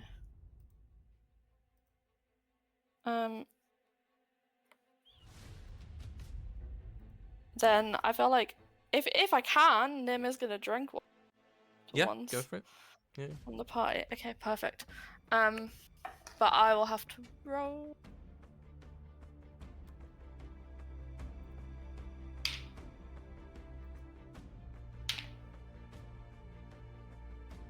That's 7 healing. It's not a lot, but it's better than nothing. Okay. Anything else? Nope. Kalanthar.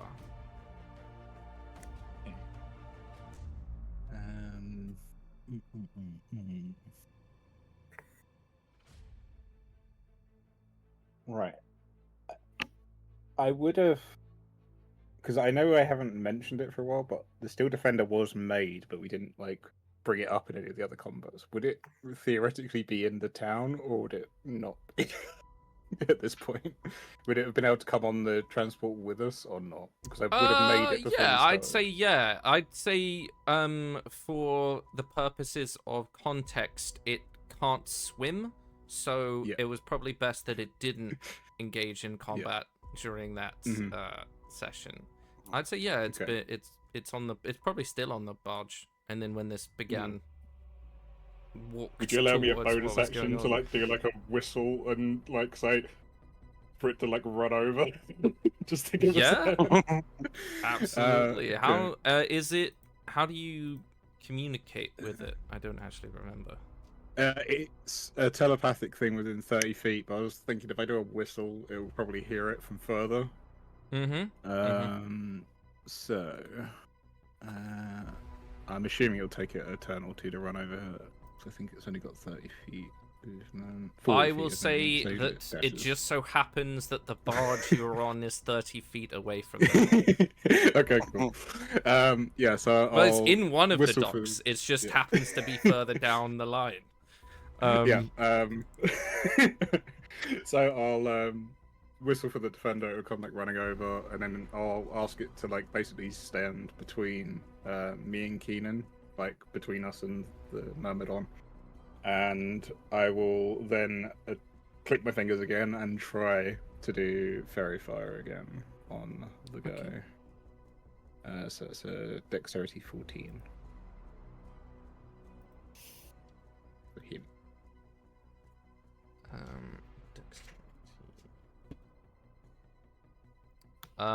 That is a 16. God damn it. I will say your bonus action means you can command the still defender to take an action. Movement is not considered an action, so it can still do something. Okay. Just need to bring up its thing again. Bear with me. Okay. Okay. If I instruct it to attack, does that mean it can't use its reaction, or does it still get its reaction? It still gets its reaction. Okay. Basically, each turn you use I your bonus barely action. used it since we got Yeah, it. so each turn you can use your bonus action to tell it to attack. If you don't say anything, it'll just take the dodge action. Okay, cool. I'll instruct it to go up and use an empowered rend attack on it then. Okay, so that roll to hit. It doesn't actually say what it's to hit.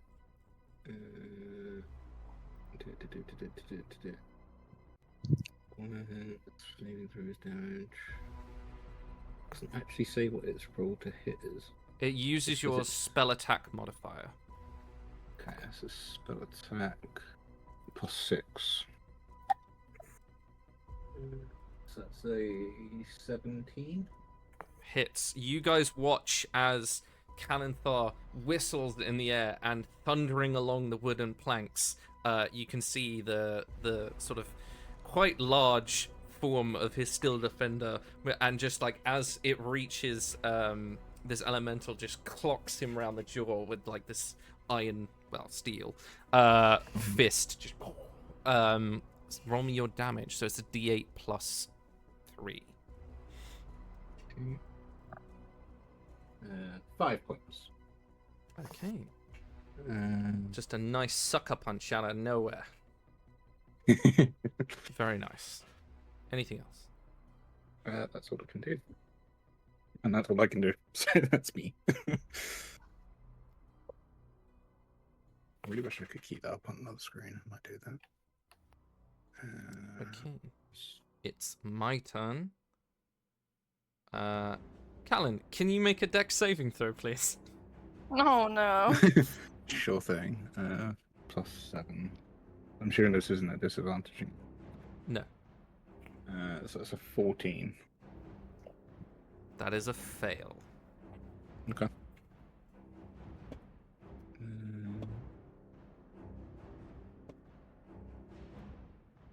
Okay, question. Reaction for Counter. deflect attack on the steel defender. Does this count for this or not? No, because it's not an attack. It's an action. It's a saving throw from you, rather than me attacking you. Yeah, I just want to make sure it wasn't like a side swipe or something. God damn it! You made me lose count. I hope I roll high. 8, 30.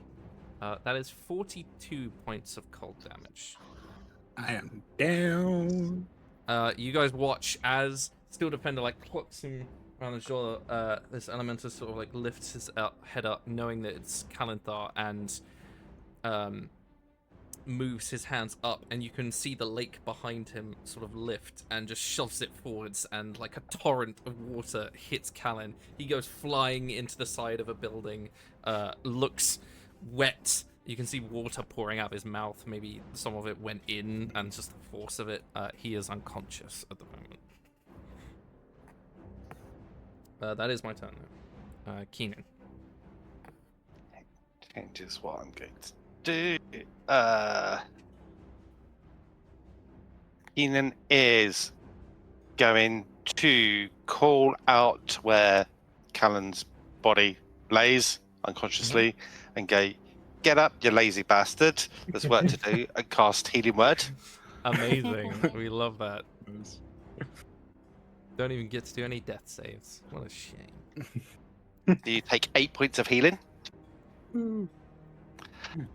As I hear that, I just go, "Cheers, Keenan." Yeah, it's just you see like he- the ragdoll body scrape across the ground, and then like 2 seconds later, just okay. Yes, continue. Sorry.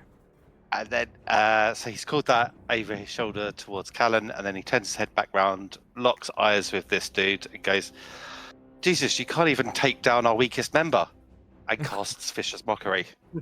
Oh, I feel like Callan should take some psychic damage for that. That's Yeah. a 17 for my thing. Saves. Not far off though. I'm just trying to be an annoying fly at the moment. You are. You're doing it. Yeah. You're embracing the spirit of Pickle Brew. Yeah. Something transferred across somewhere. Nim. I have a question about the bardic inspiration that I currently have. Can I use it for damage, or is it only like to attack? I think 2020. I can't remember what one. think we 'cause it used. came Yeah, in you 14, can. Magical you can go for Inspiration. damage. You can, yeah. Yeah, it's She probably casts a like- spell that restores hit points or deals damage, so you can use it for a spell, not for just weapon damage. Okay. Well, I do not have any spell slots left, so I'm gonna just remember that I have that when I roll badly next time. So that's an 18 for the first swipe of 8 points of damage, and then that is a 21 for the second one, That is a hit. which is then 14 points of damage. Nice. Very nice. Double digits. Let's go. Anything else? No, she has 0 spell slots. Kind of. Ooh, no. No, she can't do that. Never mind. Okay. Kalanthar. I did my defender get knocked back? No, I'll say for the purposes of this, it took a side position. Because it doesn't need to be in the way, it just needs to be 5 feet within Yeah. any direction. Yeah, I just wanted to see if it was close still. So how far roughly am I from him now? If I've been pushed back against the How far away from him were you before? I think you were like 30 feet away from him, so I'd say Yeah. you're 50 feet now. And obviously you Okay. take half your movement to stand up because you were prone. Yeah. That's fine. I will loose one of my arrows. Okay. So that is a 19 to hit. 19 is a hit. And I'll do that with one of the Scaverin laced arrows as well. So that is a d8 plus 4. 7 points of piercing plus, I think it's 2d6. If I remember It correctly. is, yeah. I believe so. 6 points of poison and 2 points of psychic. Very nice. Then I'll instruct the Steel Defender to give him a whack as well. So Hell yeah. D8 plus 3. So it is. Where is it? To hit. Plus 6. Plus 6. Plus 6 to attack. 21 to hit, and then it's Hit. D8 plus proficiency for. Yeah. Right? So it's 7 points of force damage. Is it? Side swipes him again. Yeah, I'd say this one's like a gut shot, and you watch as like water actually comes out of the gills, which is a bit gross. Mhm. Yeah. Anything else in your turn? And then I'll use half my movement to get up, and then the other 20 feet to move away from the wall if I can, or like climb up. How tall is the wall behind me that I hit? I'd say probably 2 stories, so it's about 15 foot high. Okay. Could I climb up that with my 25 foot, or would I? Do you Would it have a be climbing less 'cause it's speed? I don't know. Boom, boom, boom. It'll be on the mantle if it's on anything. I think it is. 16. No, I don't have a climbing speed, so it'd be half that again, wouldn't it? Yeah. To try and climb Yeah. that. So I wouldn't have enough to get up it. Right, I'll Not just on this move. turn, no. Yeah. So I'll move my 25 feet away from the wall, just so I'm not like right against the wall again. Okay. Sort of like lining up with my defender and Keenan behind. Okay. Keenan, as you're the one that talks to him the most, you watch as he turns his head towards you, and there's a little like wry smile, and you watch as his eyes shimmer and then turn black, almost like yours, and then his scales sort of shimmer and he turns invisible.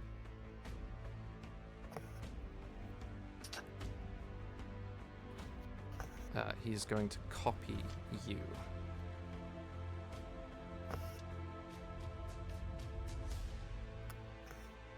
Okay. As his form shimmers, it is, as you're looking at it, is almost like the reflection of a lake. You're looking at a version, not, it doesn't look like you, but you're looking at a version of your magic as he sort of like shimmers out of sight.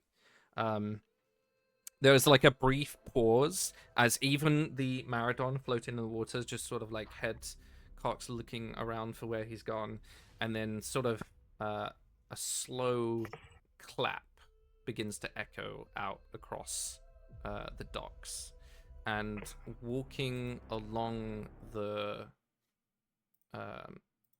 slightly to the other side, you can see he's returned to where he was, and he's just sort of like clapping as he sort of shimmers back into existence.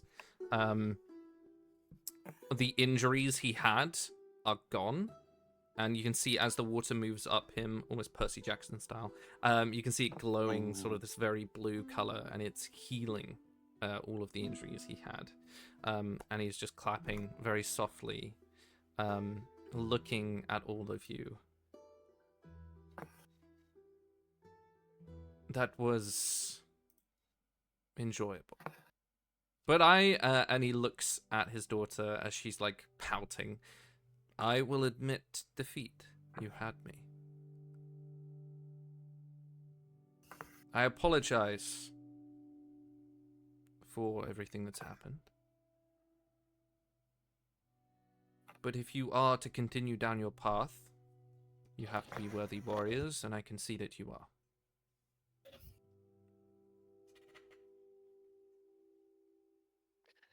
Keaton is gonna feel super arrogant, so he's just gonna like look at him and say, "You should be grateful we took it easy on you. We did want you as an ally after this. Poke the bear, bro. You can see there's like a small like wry smile. I'd say without even needing an insight, he definitely took it easy on you. It was just kind of like a sure, whatever you want to think. I mean, Keenan was taking it easy on him. Yeah. Like gently nods his head. Well then, I'm glad for your mercy, elf. I'm glad the next time we meet won't be as enemies. If that's right. No, I have a particular vengeance towards that man. It's okay. You can call him an arsehole. We call him an arsehole.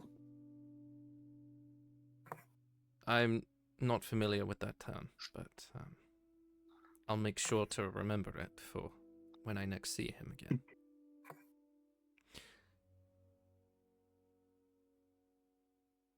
Should I see you again in the land of the storms, I will take up arms alongside your people, as I come to understand they are there already.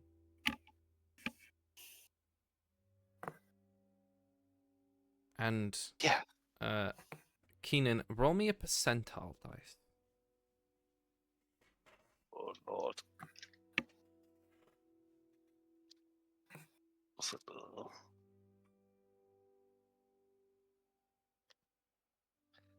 That is a 12. Okay. And as he looks directly at you, Keenan, saying that, and if I do have the pleasure of your mercy again, I will grant you, let's call it a favor. Or, you can see he, like, furrows his brow for a minute, kind of searching for the word. And sort of the remnants of your detect thoughts. You gather that in his language, the loose translation would be a wish.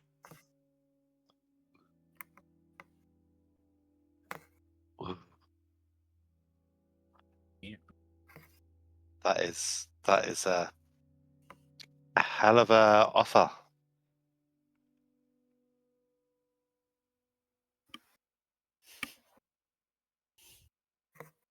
I may need something in return, but we'll talk about that. I'd give you that for free.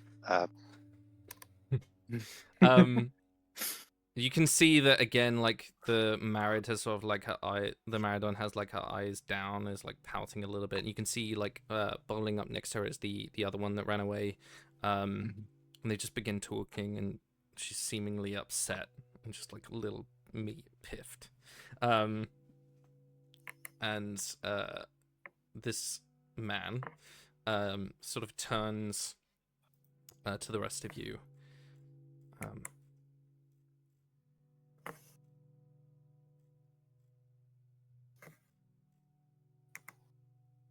Be wary of what to expect.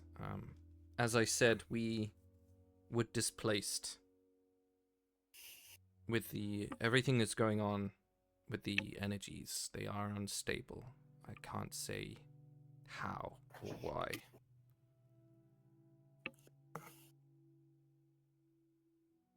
But I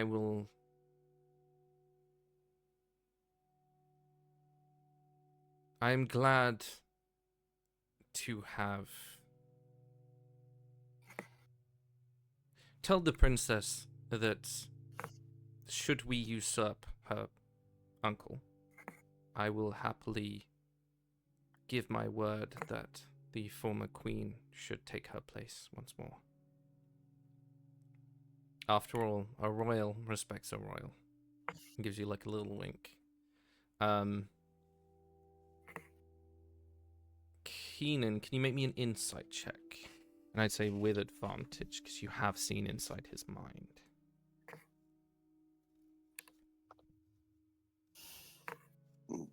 Okay.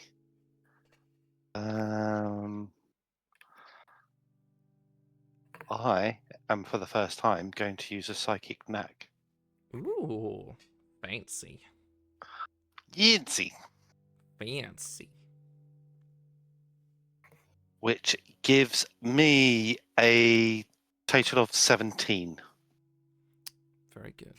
I'm assuming a 12 would have failed because I could only use it if it would have failed. But yeah. Later on, when you tell Zephyr about this, and sort of clarify what she hasn't seen through the windows of the tavern, you come to understand that he's probably a prince regent of whatever family controls the plane of water. His sort of jab at royals, respecting royals, and the circlet on his head. He's not in... If they do have a king, he's not the one in control. He might be like the fun uncle, if there was one. He's in a place of importance and probably is in control of a portion of their culture, whether that be like war or politics or something. If he wasn't displaced into a random lake in the middle of a kingdom in the material plane. And for you, Callan, you come, as he turns to leave, you come to understand that the way he's talking about it sounds a lot like what happened when you were at sea with the Fey Realm and with the Satyr when we first began the campaign. Like, these all sound like rifts of some unstable energy into different portions of dimensions. And one thing what has happened is they've been displaced from their home somehow. Okay. Would it be okay to ask before we go? You can ask him, absolutely, yeah. Was he traveling through a gate by his own accord, or did he just get brought over the plane? No, he tells you that they were just in their homeland, and then they weren't. Okay. So things are a lot more unstable than we thought. Great. Keenan's going to look at the daughters and say, if I may suggest, miss, if you restrict your eating of people to bad people, people will tend to leave you alone and let you get on with it. Make me a persuasion check. That is a 17. You see, she like coyly looks at you. Like, and there's a way she looks that is definitely like an up and down. That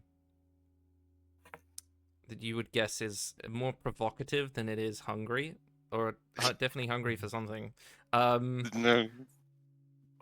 She sort of like nods her head a little bit.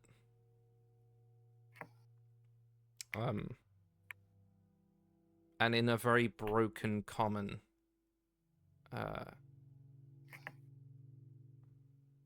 I will try my best. But if they look like you, then... And she sort of like swims away. Dips her head onto the water. Keenan just calls after her, you shouldn't be playing with your food. Very nice. Very nice. We love a little subtle flirt. It's not subtle. Okay. As he sort of nods his head at all of you, and just walks back into the lake, you can see that his scales begin to shimmer and he becomes incorporeal again. Given that he's found a solution for his daughter's temper tantrum.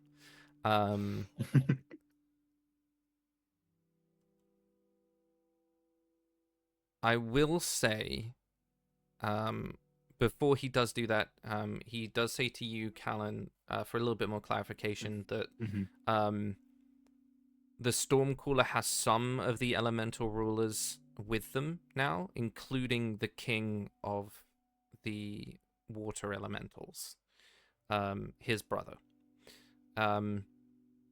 which kind of confirms that he is the Prince Regent.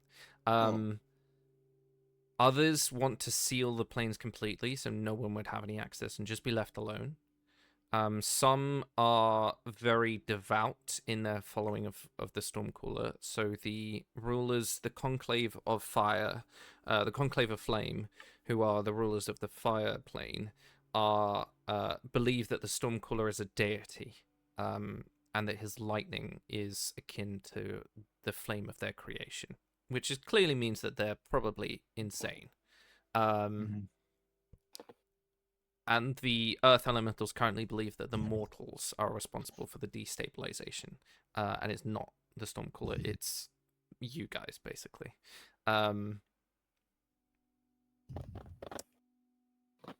But yeah, he turns away and sort of sinks back into the lake. As that happens, what are we doing in the sort of aftermath of all of everything that's happened so far?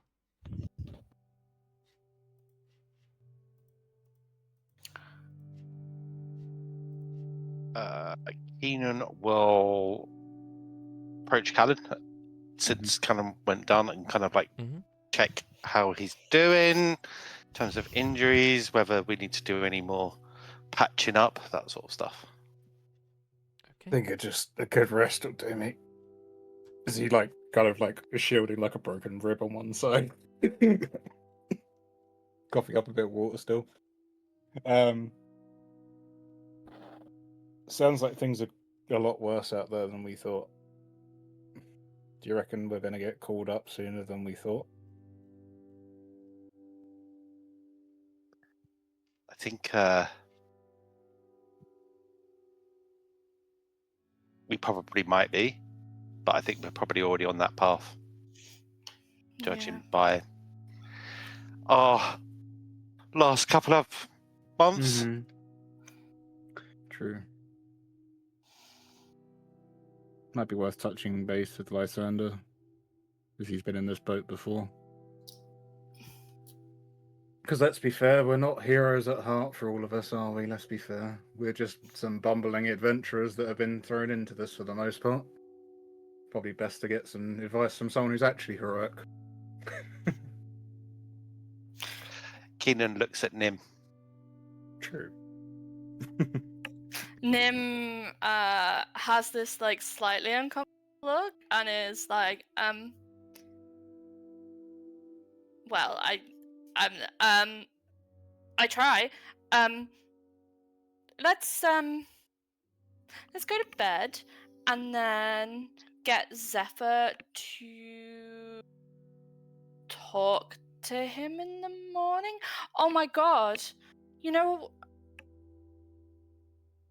I could try the whole speak to Sonara's soul thing. Do you want me to try and help with that in any way? I think so. I mean, last time I tried to go there, I did have a vision of hell, so maybe some help would be... Yeah, sure thing. Would be appreciated, yeah. Try and guide me to her little realm.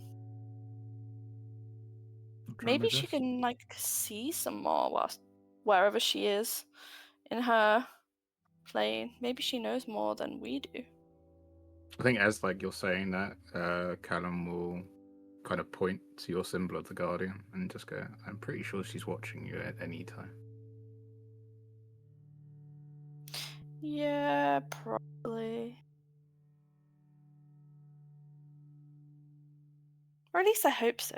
That would be really nice. Maybe not every waking moment, but I'm sure she's there for the highlights at least. Like, could be awkward.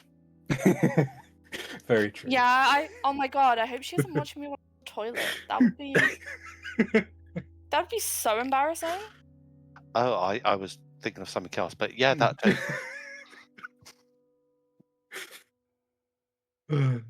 I'll kind of like, as Velika like joking around, just like lick your wounds a little bit.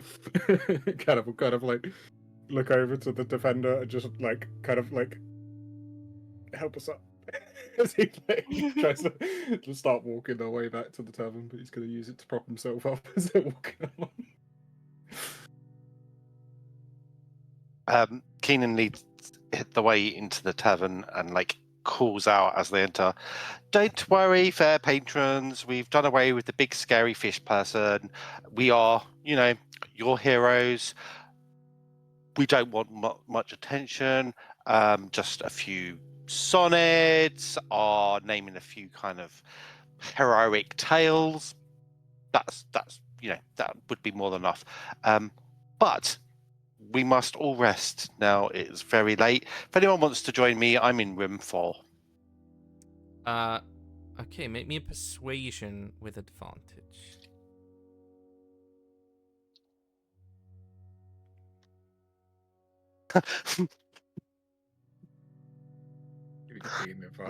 The 30. A Oh my 30. Oh my god. Yeah, you watch as a You gave me advantage. I did, yeah, that's true. You watch as a very the contrast stands out a lot. There's a beautiful sort of half elven, very slight average height. He's a twink. Average height man, just kind of already begins walking up the stairs and scraping back a chair. There is an 8-foot tall furbolg woman, so she's a minotaur, just begins also following him, and they both look your way as they make their way upstairs. Whether or not you want to delve into that very estranged collective, happily trot after them and just call out, "See you in the morning" to the others. As you do, you guys begin to hear the bard strike up a song as he begins to improv, inspired by Keenan about the heroes that frolicked with fish. It involves a lot of very rude jokes, and less so much the truth than what actually happened. As you all retire to your rooms, are you trying to contact Sinara tonight? Yes, she will try. Okay. I'll Calendar. dive with Fair enough. if possible. Let's have a look.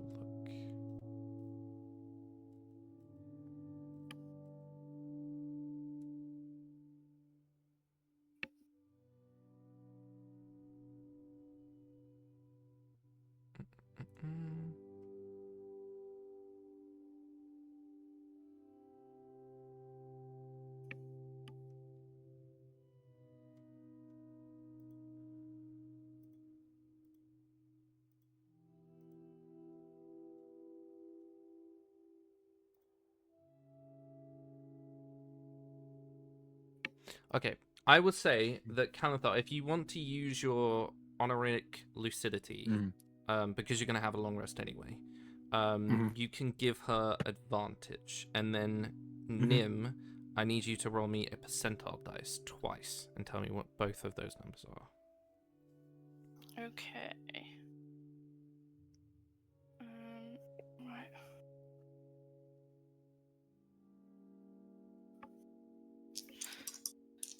So the first one is 54. Okay. And the second is 36. Okay, let me take the top one. Okay, as you begin to sink in and try and find her essence, describe to me how Nim is going to try and contact Sinara tonight. She is going to be kind of thinking about how she's been trying to connect more with her faith recently. She's trying to reinvigorate her faith in herself as well as her faith in the Guardian. She'll be kind of holding on to the necklace that she got from her, and she's using the earring and the necklace as kind of almost touch points to like remember her and focusing on that faith. Okay. As the scene begins to take place, that sort of beautiful cliffside glade, with the little garden hut thing, you look up and you can see a sort of shimmering spectral image of Kalanthar with these beautiful sort of spotted white wings sort of lifting him aloft. You are going to watch what she can dream. As it takes place, can you please make me a dexterity saving throw? This for me? Yeah. No, this is for Nim. Okay. You're considered ethereal, so no one can touch you. Yeah. You're just here. That's a 10. Okay. It quickly takes place, and you get this beautiful sense of calm and sort of the budding flowers of the spring and that gentle coastline breeze. And you take a minute, and just as you look around, a bright gold and steel glaive comes slashing towards you, and you raise yours up just in time, but you lose your footing and fall back. And there is a helmed warrior, bronze and gold armor, beautiful filigree, wearing this helm sort of gladiator Romanesque with sort of a tuft of beautiful feathers pouring out of it with a very straight line and a portion that covers her face. And as you fall back, you look up and you're looking at Sinara's eyes as she is trying to hit you with her glaive, and you have blocked it, but you've fallen prone. What would you like to do in this moment as that happens?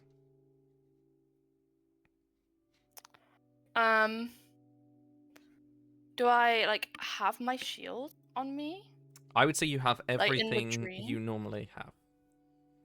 Okay, then she's just gonna like pick up her shield, like move it in front of her and say, please don't, please, what did I do? Okay.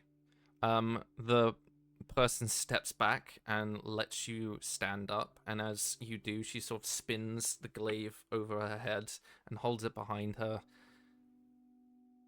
You are not worthy. And then spins it round. Can you make me another dex save?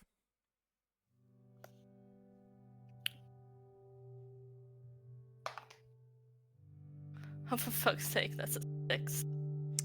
Catches your feet from under you, and you fall over again. And she sort of like steps back again to let you stand up. She doesn't stand up. She Okay. stays like kneeling, and it's just like, I'm so sorry, I'm so sorry. She sort of like shakes her head.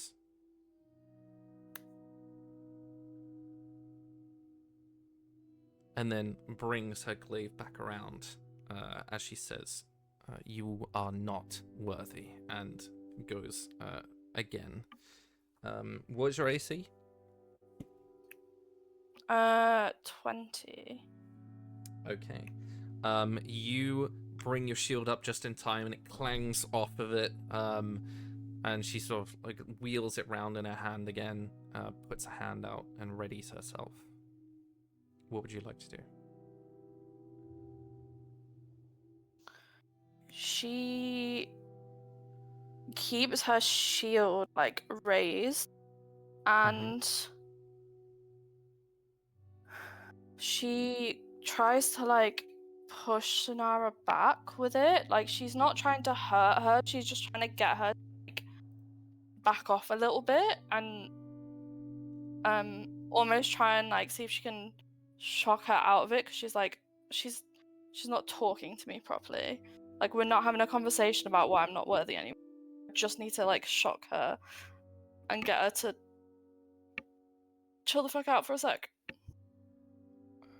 11 plus 4 is 15. Okay, yeah, you manage to sort of like shield bash a little bit, and you watch as she doesn't move, but her in like her form, as she like pushes her gauntlet in the way as you shield bash her, but her entire body scrapes through the grass, sort of leaving a trail 5 feet back. And seeing that whips it around. And you feel like a gentle slash, like just a quick slice along your cheek. It's not good enough. What's not good enough? Talk to me. And as she goes in for 3 hits, she's like, "You are not worthy." And as she punches forwards, can you make me a strength roll for me? Just straight strength or a saving? Saving throw. Saving throw. Okay.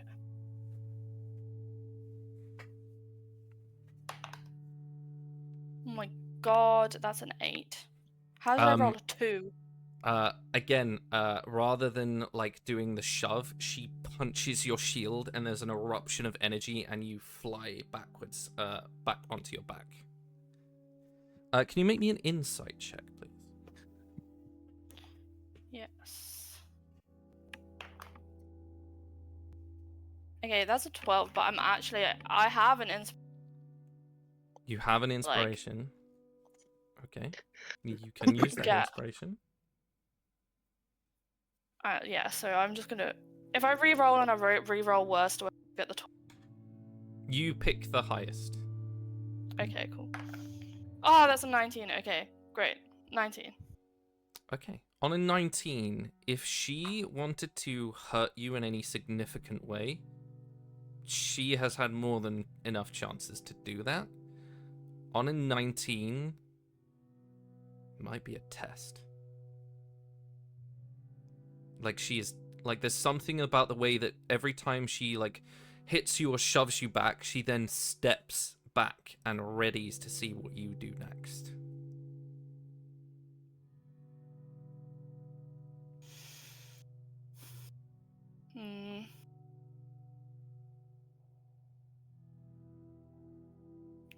She...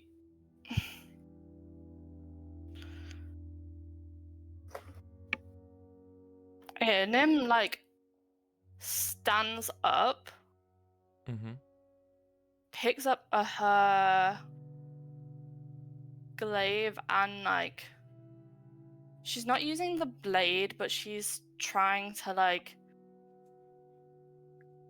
almost, like, use it as if it's a staff to kind of, like, fight back a little bit, but she's very careful that she doesn't actually want to, like, cut Sonara in any way. She's like, maybe she wants me to fucking fight her. I don't know why she'd want that, but... Okay, roll me to hit with the glaive.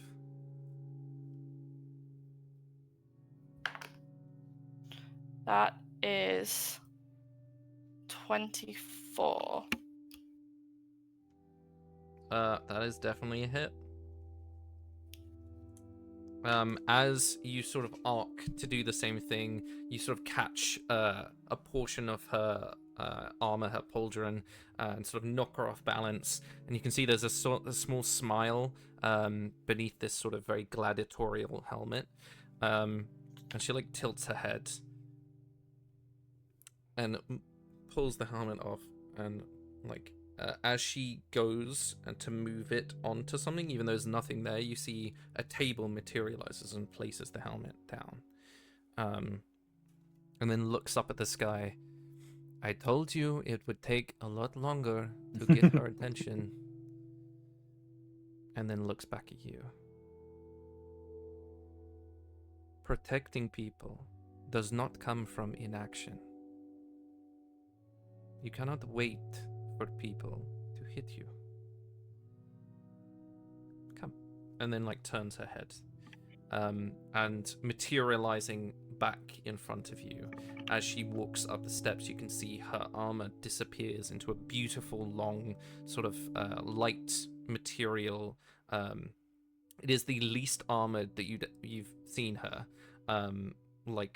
sort of Padme-esque choker with a beautiful long silks, still wearing gauntlets because she can't not, and sort of the high, like, brass plated boots.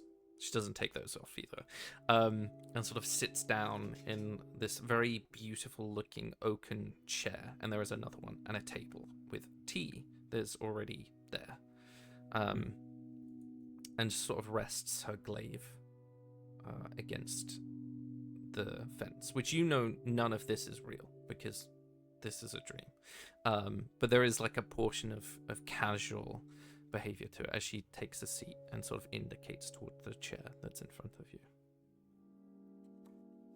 Yeah, Nim will just go sit down.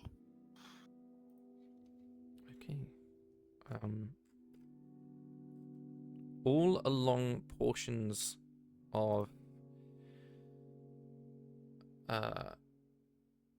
like the building and the table, there is like little emblems of the heart wreathed in fire with the helmet that you've seen her wearing, that symbol, which is the symbol for the Guardian, just like etched into pieces of the table, or like a portion of the chair, or like bordering all around this pagoda.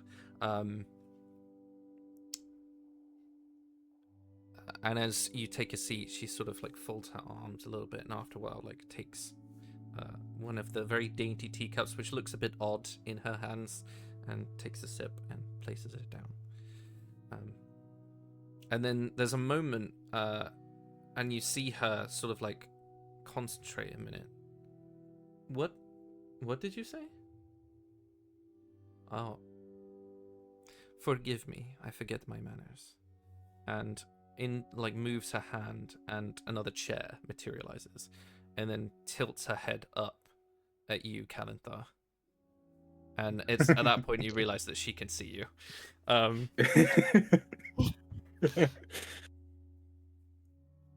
just like float down. It's like, I didn't want to interrupt. It's a bit odd for you because you have to pretend to sit in the chair, because you go to sit in it and realize that you sort of like drift through it a little bit, and you're like, oh, okay, now I need to like just like hover with the wings, like yeah, just hover. Yeah.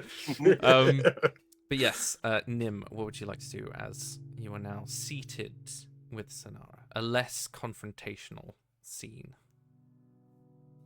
I'm just gonna go. We were hoping to see whether you know a bit more about what's happening. Why the planes are merging, I guess. Like, people from other planes keep appearing in the material plane, and we like, do we need to do something like now? I don't know. I'm kind of looking for a little. How am I meant to know this? Do I look like I have eyes in the real world? Because I'm pretty sure I am a corpse in the ground. Yes, but you managed to do this, and she like gestures at everything her, and she's like, so I thought that maybe there's that. But also, did this happen last time? Like the last time the storm came, was there lots of No. The only time we had instability of energies was around the spire, but that doesn't exist anymore. So around the spire, okay. In the Battle of the Blossoming Plains, it was chaos unleashed. There was water and air and fire, and earth was flying everywhere, and it was a lot. Especially to try and fly through it all. It was very difficult. Yeah, I can imagine.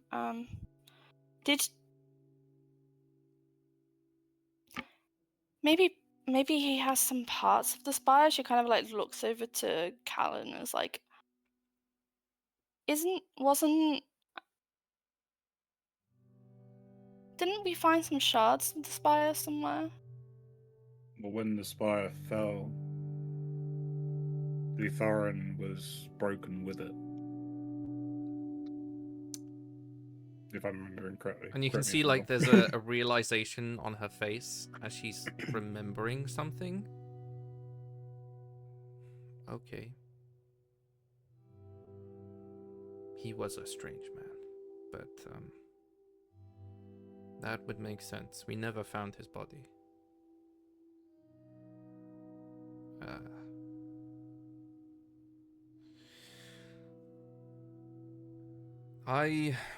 As far as I came to understand it, a great deal of the spire was disposed of in the void. But yes, I suppose there were some pieces that could have been taken.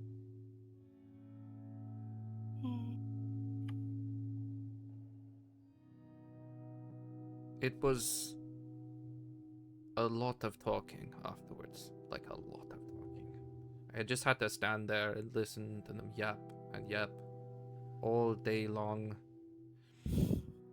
And as she's talking, behind her, there's a very familiar scene of what appears to be a very big war tent with people sat around it. And these are people that you have seen in a scene before a very long time ago. And in the gaps of where people should have stood, one sort of shimmers, and you can see Sinara is standing there. And you come to understand that the people missing might be the champions of the gods that were mediating the politics. And you can look, and Sinara looks bored out of her mind in like as she's sort of remembering, you can see it shimmering behind her, and then she like shakes her head and it stops.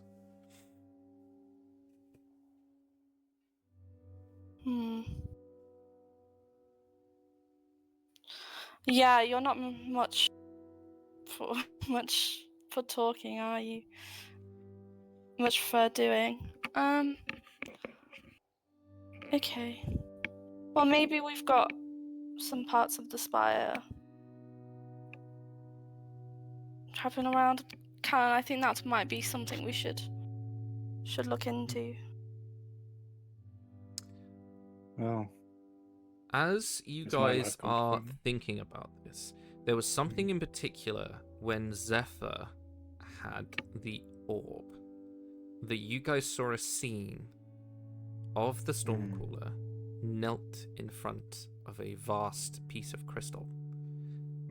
And the more you think about it, the more you're like, that's a piece of the spire. Yeah.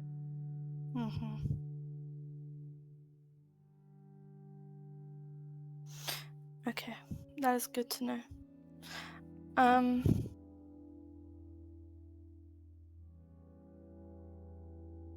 Nim kind of. Oh, go ahead. Sorry. No, you good. Just Nim was gonna kind of like look at Callan and be like, is there anything else you wanna ask Sonara while we have her? I am a little distracted by the whole fight thing earlier, so. You are a warrior, Nemessa, and whatever path you choose will be one full of obstacles. You must learn to overcome those. Yeah, I know. I have been struggling recently. I was already feeling unworthy, and you kind of you confirmed it, and now all I can think is I need to be worthy. Nemessa, I do not define your worth. Nor does she, and she like looks up. You do. If I say you are not worthy in order to make you attack me, It is just words.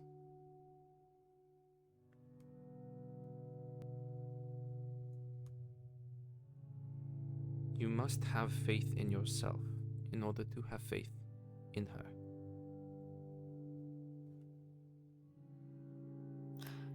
Nim kind of is like nodding and taking it in, but definitely in a very thoughtful, like pondering way. And there's a moment where she pauses.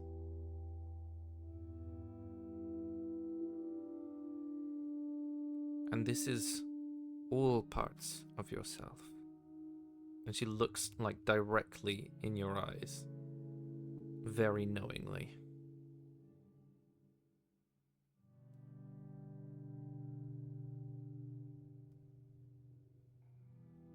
She doesn't dislike that part of me. No.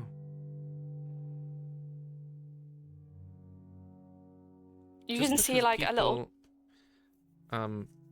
Just because people say something is bad does not mean that the person behind it cannot change that.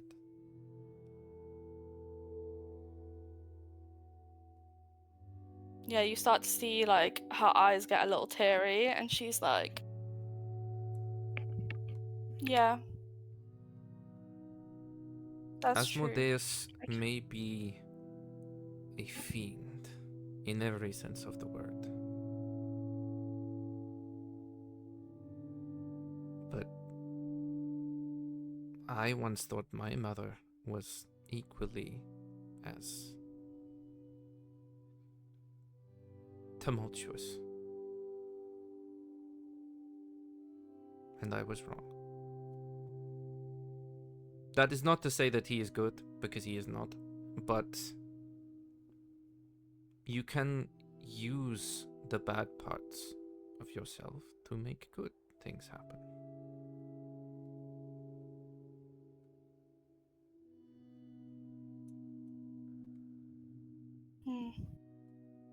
That's true. As you're talking with her, can you make me a history roll? Or an insight, wherever one's better for you. And this is to try and figure out who she is talking about when she says mother. That is 14 for history. Okay. Calanthar, you can do the same as well. Was it history? History or insight? History is better. Ooh. So that is a 19. Okay. The way I describe Sonara is very Mediterranean. Sort of bronze skin. Cool. She looks like a Greek goddess, essentially. That's how she was designed. Mm-hmm.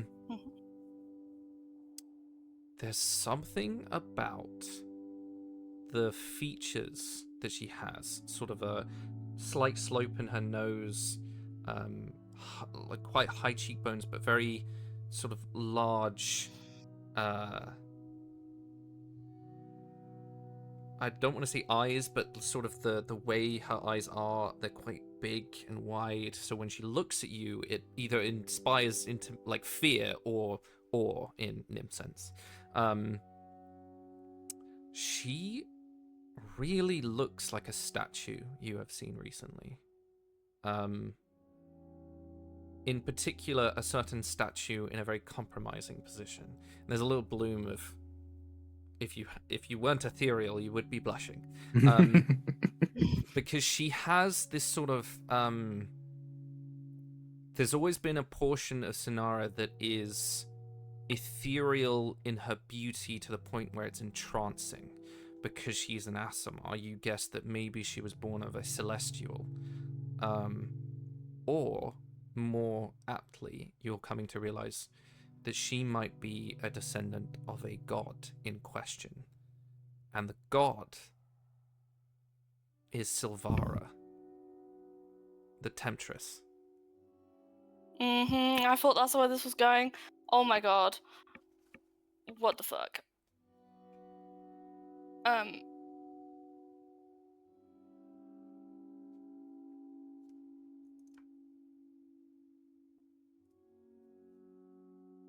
So I need a moment to process. But I will say that Nim, because Kalanthar is the one that realizes this, there is a moment where you don't know and he does. I will say for brevity, he probably like mental link tells you.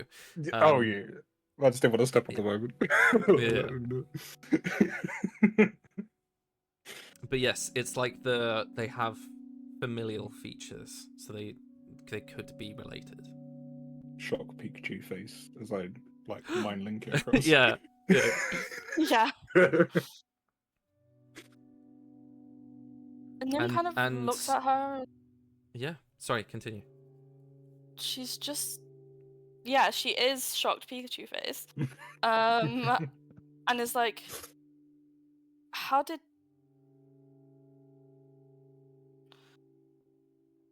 how... Oh my god. You... Yes. I don't really know how to say it, but you seem nothing like the stories that I've heard of. What have you heard?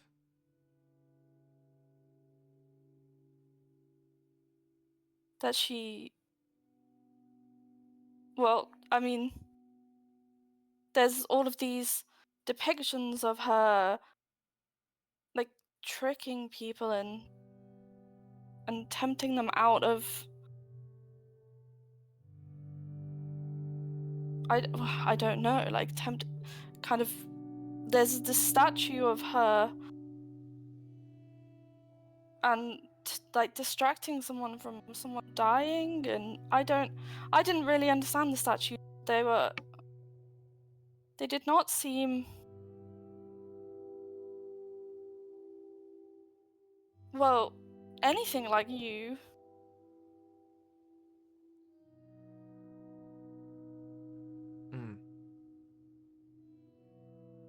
There was a time that Silvara was considered a gilded soul. But she grew to like her influence, Allah. Too much. She does not trick people.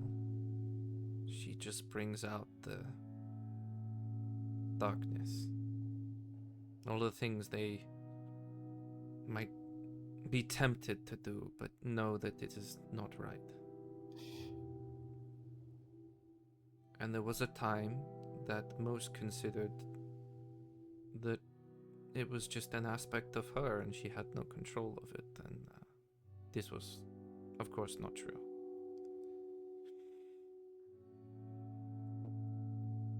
She likes indulgence, and she is beautiful, and I take after her in some ways. But when I was at my lowest point, Varanor gave me a purpose.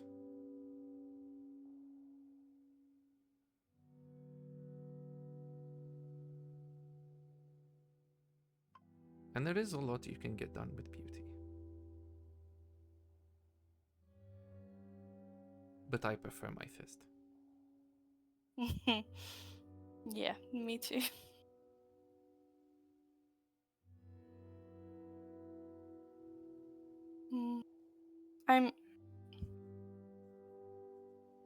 Thank you for sharing this with me.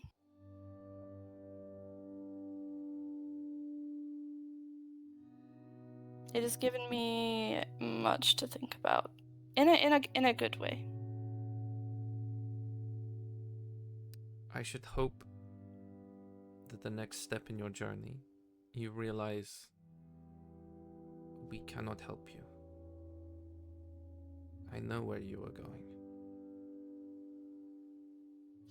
Yes, you will not. I will not be able to contact you there, I'm guessing. No. I will not be able to use her. So I have rolled to see how much she knows. Mm-hmm. I have rolled a 20. And she looks at you. There are many easy ways to get into hell. There are not so many to get out. But you are already aware of one. And I think you want it just as much as this. And she touches her glaive. Yes, I do.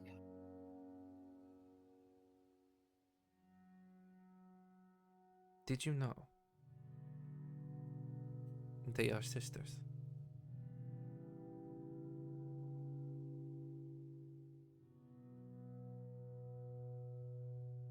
No, no. The blades, they are twins. They are. Yes. Mine looks perfect. And she does look at it kind of like dotingly. As you look at it, you realize why it is so beautiful is because it's not a weapon of the Guardian. It's a weapon of the Temptress.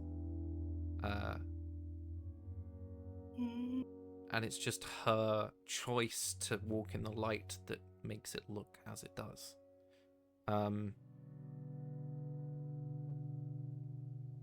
If you can get your hands on Red Promise, you can get your friends out of the pit that you will find yourself in. Is Red Promise still in the? Do you know where it is right now, or? And she touches the blade, and you can see a shimmer. She like closes her eyes.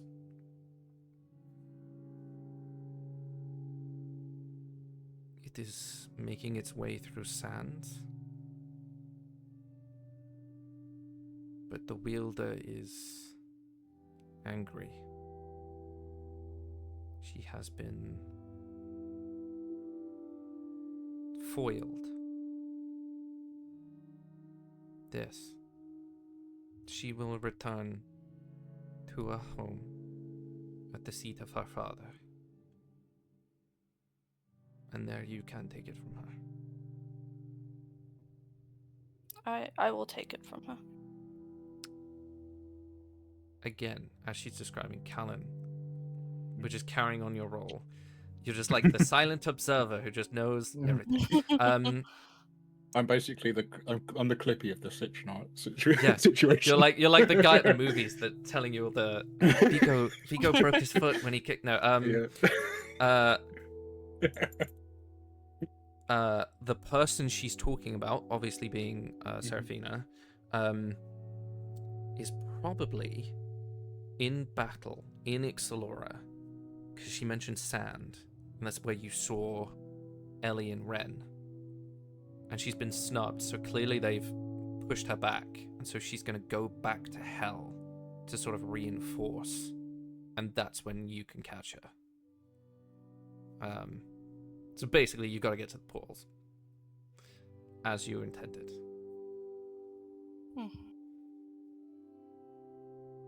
And obviously, for you, that is also very important, because Seraphina is the one that has Holly. I just remembered all about that. I forgot about that. So if you guys can get into hell, defeat her or chain her up or kill her, I don't know, take Red Promise, you can get everyone out using the power of the blade like she did to you, but in reverse. Because you remember she banished you into hell. You would be able to banish yourselves back up to the material plane.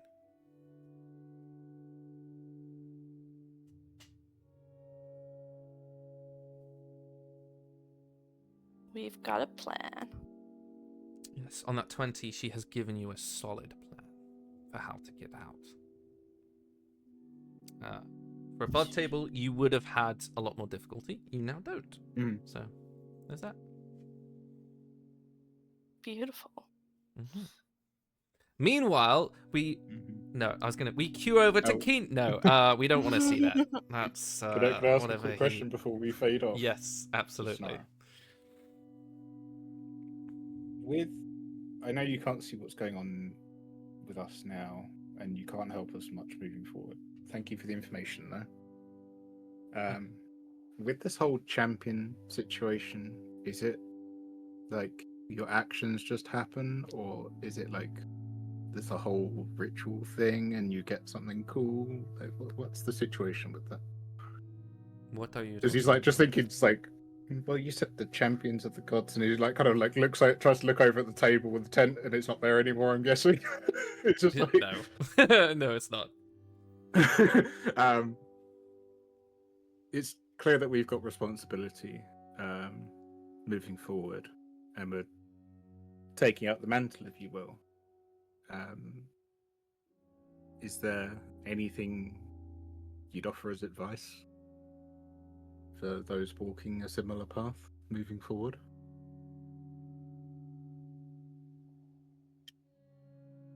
It is a very heavy burden and can be very lonely.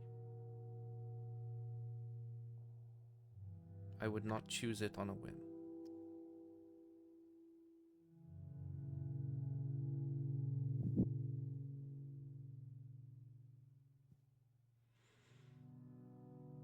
But yes, there are some perks to being a God's champion.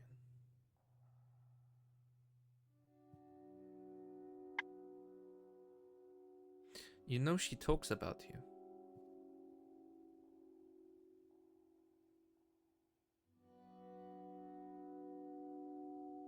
I should try and talk back more. Not really one for faith. And it's not exactly easy to kneel down and pray like the others. I suppose I always thought she'd reach out if she needed me. You do not need to pray. She can see into your mind a lot more easy. The dreaming is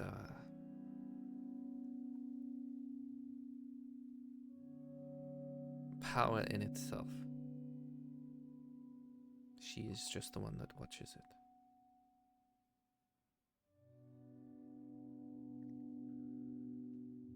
And you come from there.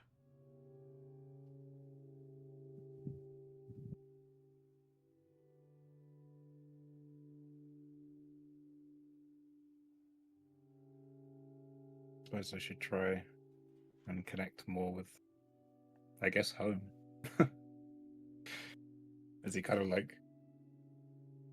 loses his balance for a second, like thinking about it, like adjusts the wing, and I was getting a little bit lost in thought, and I guess the whimsical of learning new thing. I should probably look back to move forward.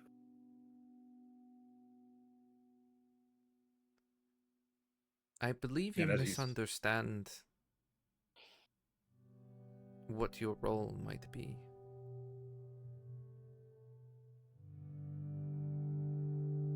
How so? Dreams aren't beautiful because they are limited by a lack of whimsy.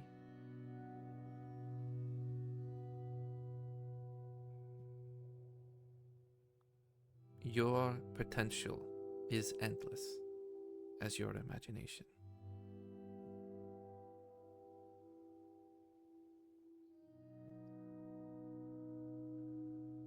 Perhaps you are exactly where you need to be.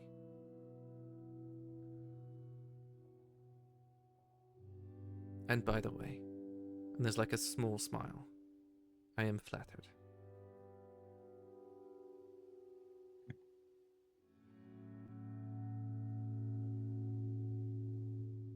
I think that was okay. I think it was my way of saying thank you for all those times.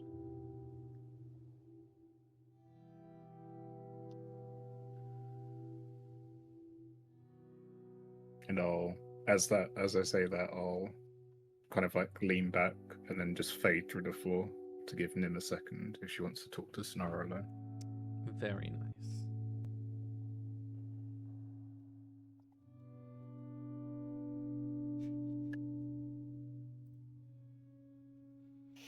Nim Nim very much appreciates. She has like a little smile when she sees Calvin like disappear. She's just like, I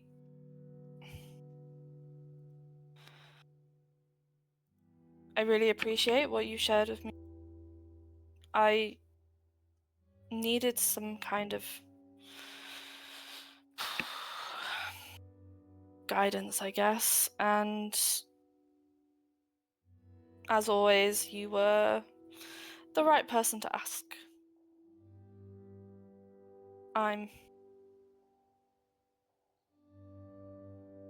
I think I'm gonna struggle not being able to feel her connection when we travel to hell, but I think it will be important for us to do it.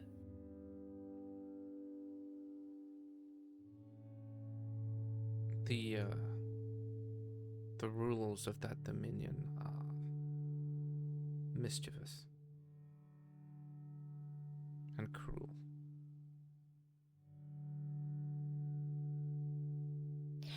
I would not Have trust you been anyone that you meet. But no, I have not been. Okay. Any more advice than don't trust anyone? I guess not a lot if you've not seen it for yourself.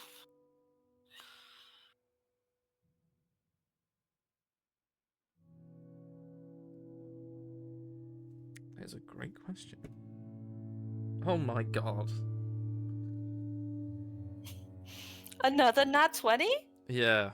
Yeah. 2 in a row.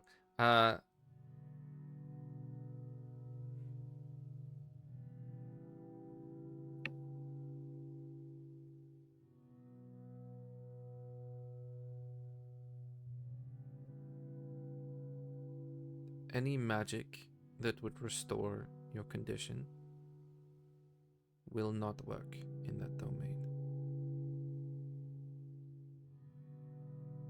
Oh. Okay.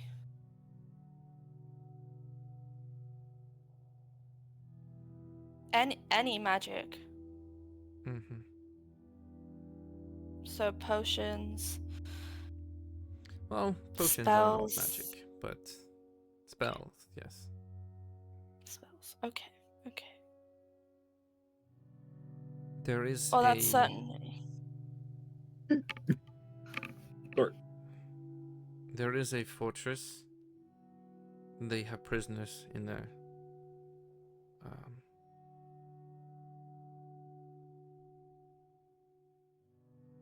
They look a lot like your friend. Oh. The magenta one. Yeah, I thought that might be who you mean. A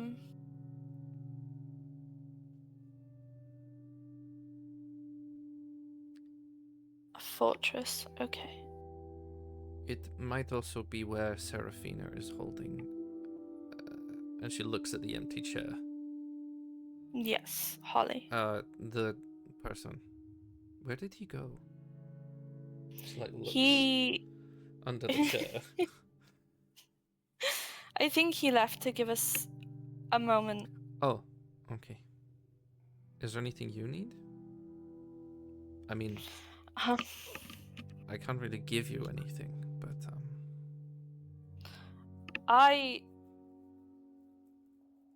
what I needed, I've already got from our conversation. okay.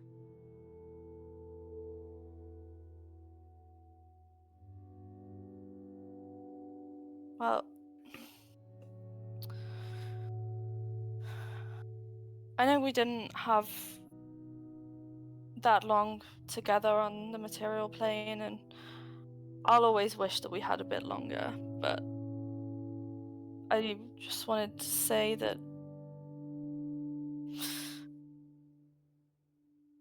I'm glad that I can still talk to you. You see like a small smile. And she leans, kisses the top of her fingers and places it on your head, and you feel like this weird warmth, and nothing else. And as that fades, the vision also fades.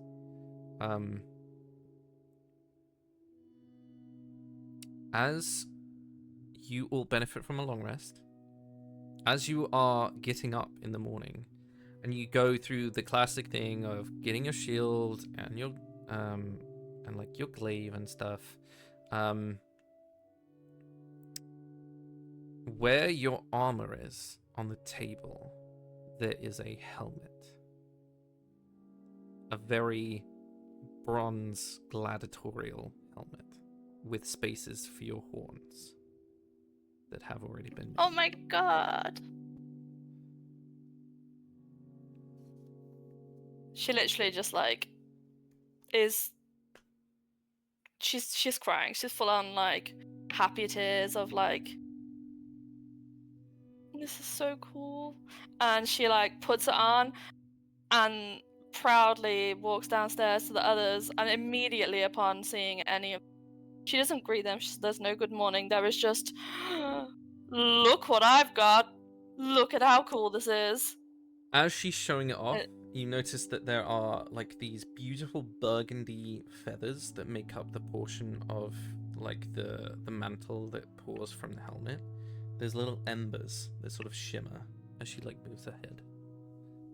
They sort of like tumble a little bit.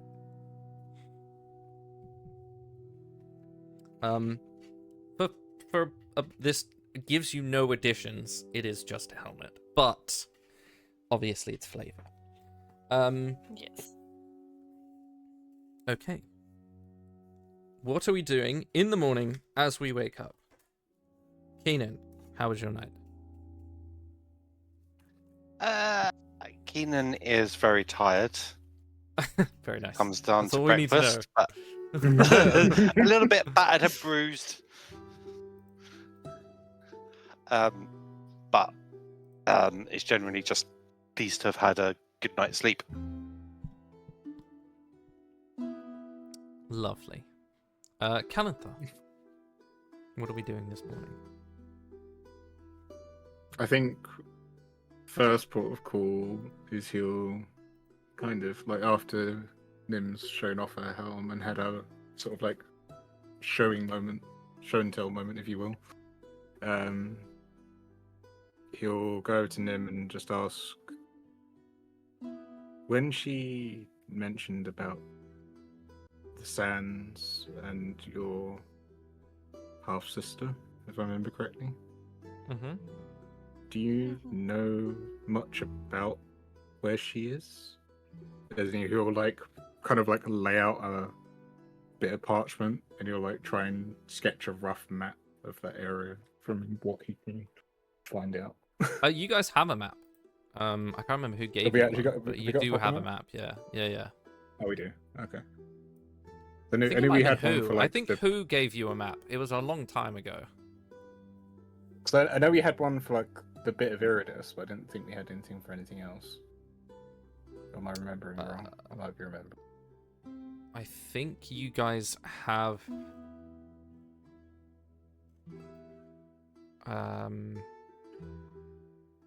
Oh yeah, who gave you that little portion? And then someone, I can't remember who gave you an actual map, but someone did give you. It might have been Thorn. Someone gave you a map.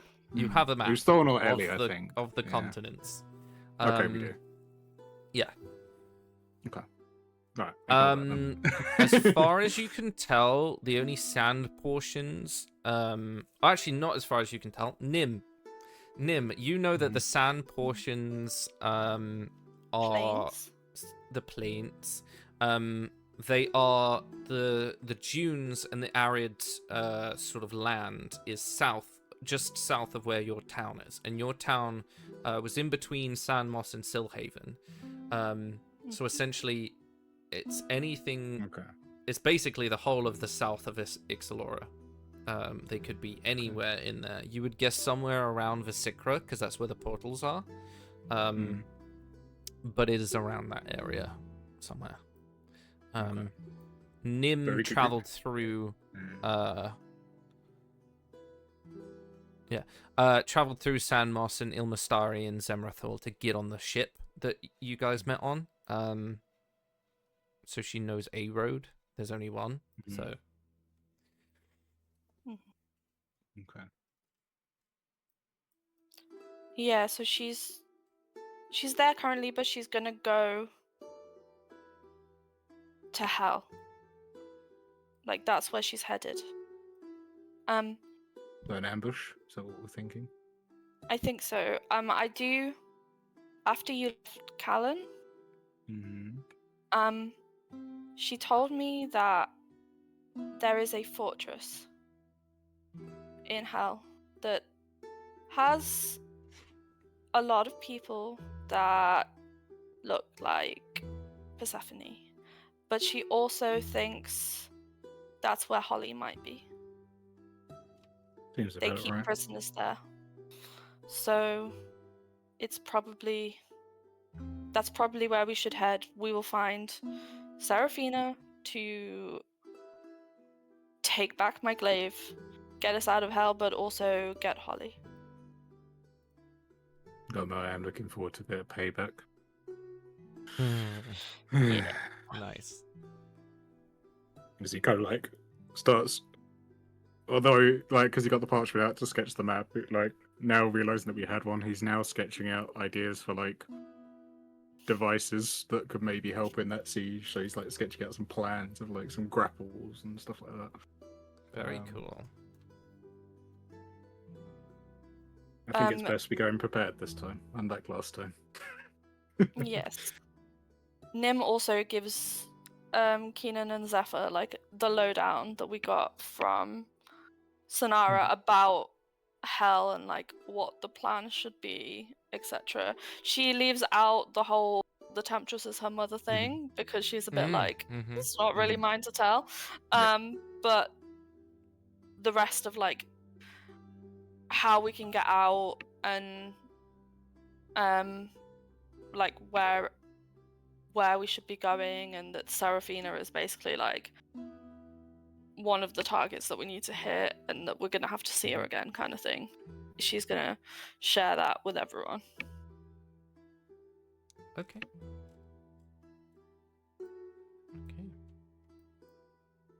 As you guys sort of mull about, have breakfast and stuff, there's a quite a young boy who approaches your table and immediately looks at Keenan, being that he's probably the fanciest looking one. He's like, excuse me, sir, I believe we have some horses for you? Ah, yes, perfect. Almost forgot about that. Yeah, I'm not Lose sure if track of livestock these days. Yeah, I'm not sure if one of them's broken, because he just seems to be, like, staring weirdly at a wall for no reason. Is he shorter than the others? A little bit, yeah. Yeah, I know that one. He is kind of broken, but he's all kind of broken. Okay. Well, they're in the stable, so... Amazing. And you see he just waits for a minute. And then I tip him 2 silver. Thank you, sir. Thanks. And then just wanders off.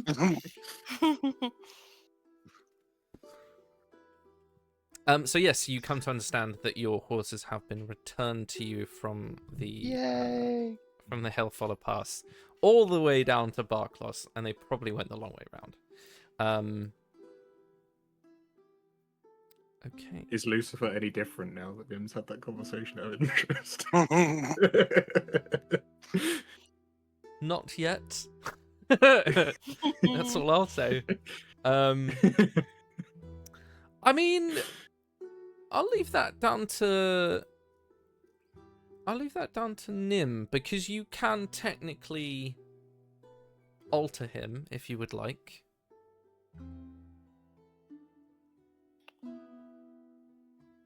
Because of a thing you can do as a paladin.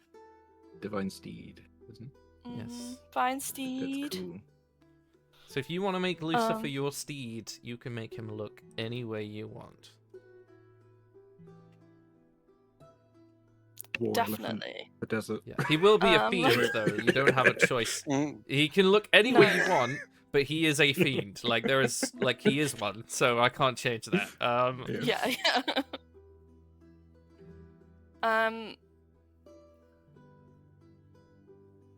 I have been thinking about this, but all of the ideas that I had have now gone from my head. So Is it like Ghost Rider where He you get will on look it and he snorts flame? yeah, That's so cool. yeah. I will get a better description of how he looks now, but not right now. Okay. I will message. Very nice.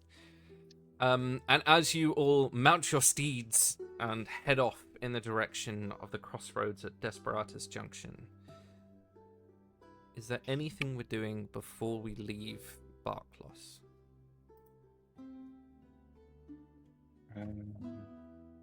How long roughly have we got? Is it like a afternoon and we go, or is it like we can have some time? You go whenever you want, mate. You're the one No, that sets the pace. Just curious. I was just curious if like, you had time to do any crafting or anything. That was all. I didn't want to like stall the others for like ages if we're not It's up to you. playing on. I don't think what. I think now that we've I got efficiency in question.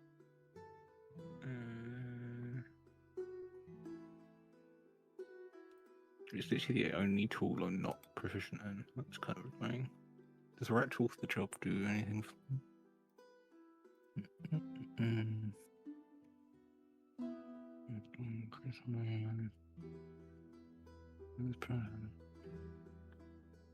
Okay. Yeah. I was gonna say I like spend some time whilst we're just like recuperating and stuff, making some like nice saddles, but I'm not proficient in leatherworkers tools. It's the only tool I'm not proficient in. Annoyingly.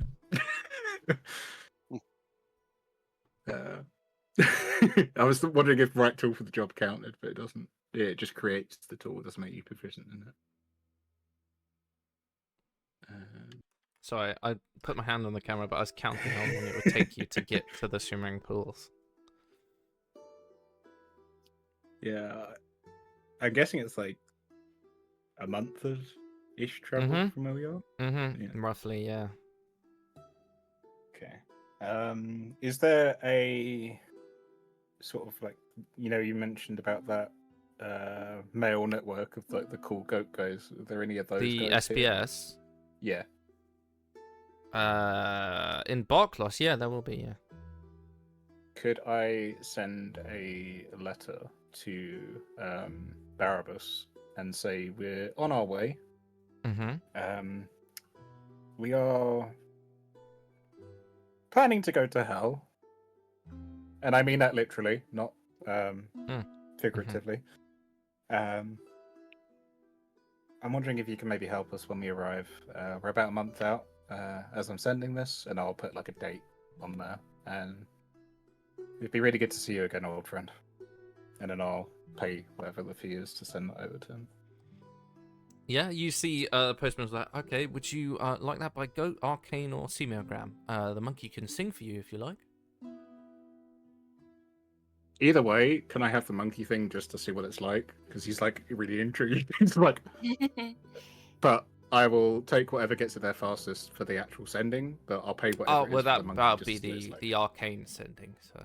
Yeah, so I'll do the arcane That's, sending, but can I get like a test one just to send one to like Keenan, and I'll just say like, Keenan, how was last night? And then I'll give it to do the monkey thing to send over to him. Okay. Just to see what it Yes. says. So the simiograms are 5 gold, and they will they will sing your message to the person, and he does point at a card that says warning. The monkeys have the ability to improvise and use it very often. Yeah. And it's just like we have to tell you for legal reasons.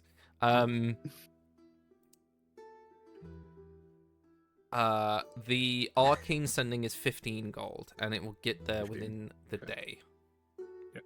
Okay. I read that as well. Cool. Okay. So you like scribble off the note, and you watch as they place it in this small jar, and you watch it erupt in a burst of green flame, and then it's gone.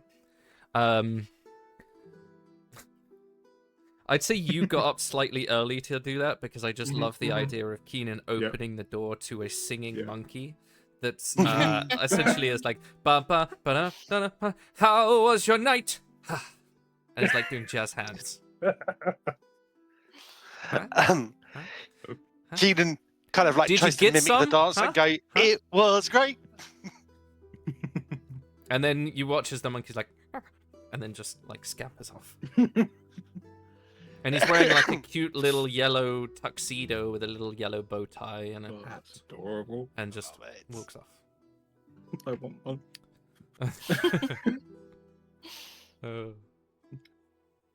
I think I'll just ask the SBS guy. It's like, how much is one of them to keep out of interest? More than you could pay me, sir. Sorry. God damn They're licensed. No. We had to because of the legal dispute we had with the Bards Association of the United Sylvestrian Kingdoms. So there's not like a retired Sibian center somewhere where they all go to retire. He's like just crossing his fingers, like, please tell me there's an old one somewhere that I can. No, there's I actually think a secret they all war between the bards and the monkeys, and they get killed off when they're too weak.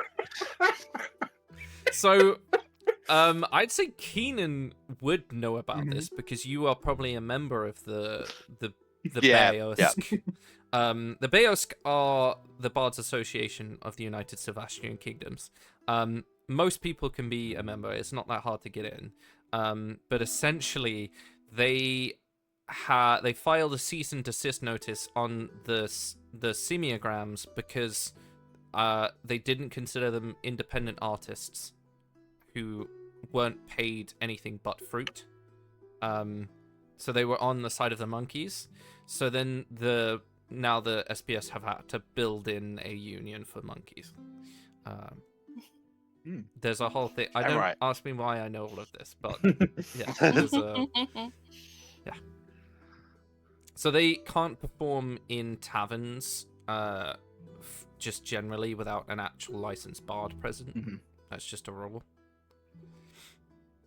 Was that a loophole because Keenan's a licensed bard and then he went into the tavern? Yeah, I guess so. But yeah, there's a beef. There is beef between the bards and the monkeys. They still don't like each other.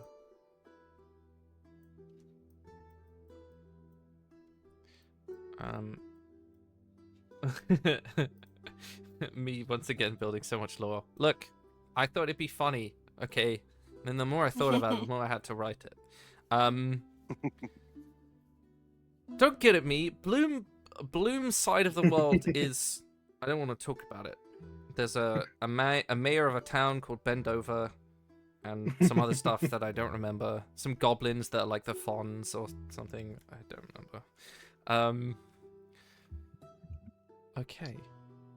As we sort of leave you guys trotting off down the road on your month-long travel, all the way to the Shimmering Pools.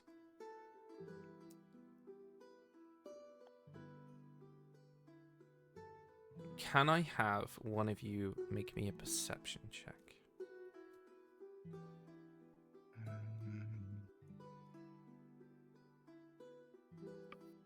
Oh, I'll do it because I've got advantage on it. Yeah. Sure, go for it. Ooh. I have the Very good. opposite, so yeah. 21. On a 21, as you are moving through, you look back at the vast peaks of the Hailfaller, and you could swear you see a bright blue shape in the sky fly past the clouds. And there is a black, small little dot that sort of stands out on the horizon line of its back.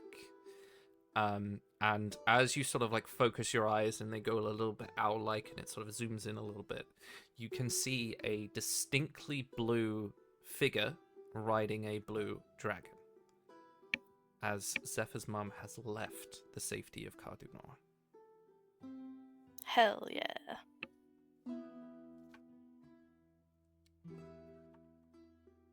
Okay. And we will end our session there. Thank you guys very much for fighting a dad who has a spoiled kid. Flirting with everything that moves. Well done, Keenan, as per usual. And getting a little bit of a double nat 20 divine intervention for Nim. Well done on that. That was very impressive. As always, we will catch you guys on the next one, and this has been my Wyrdcast. So say goodbye, guys. Goodbye, guys. Bye, guys. Bye.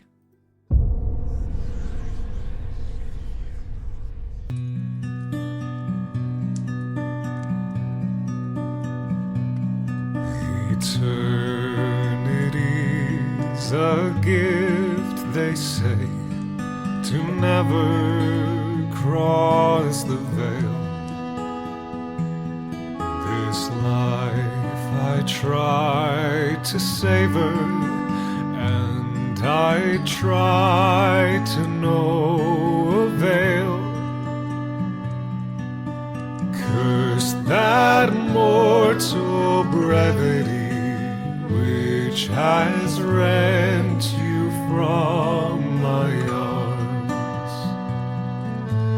Curse this cold eternity without you to keep me warm. Your never-ending elegy is a ballad with no melody, as empty as I. Now you've passed me by. A blessing, no, a malady.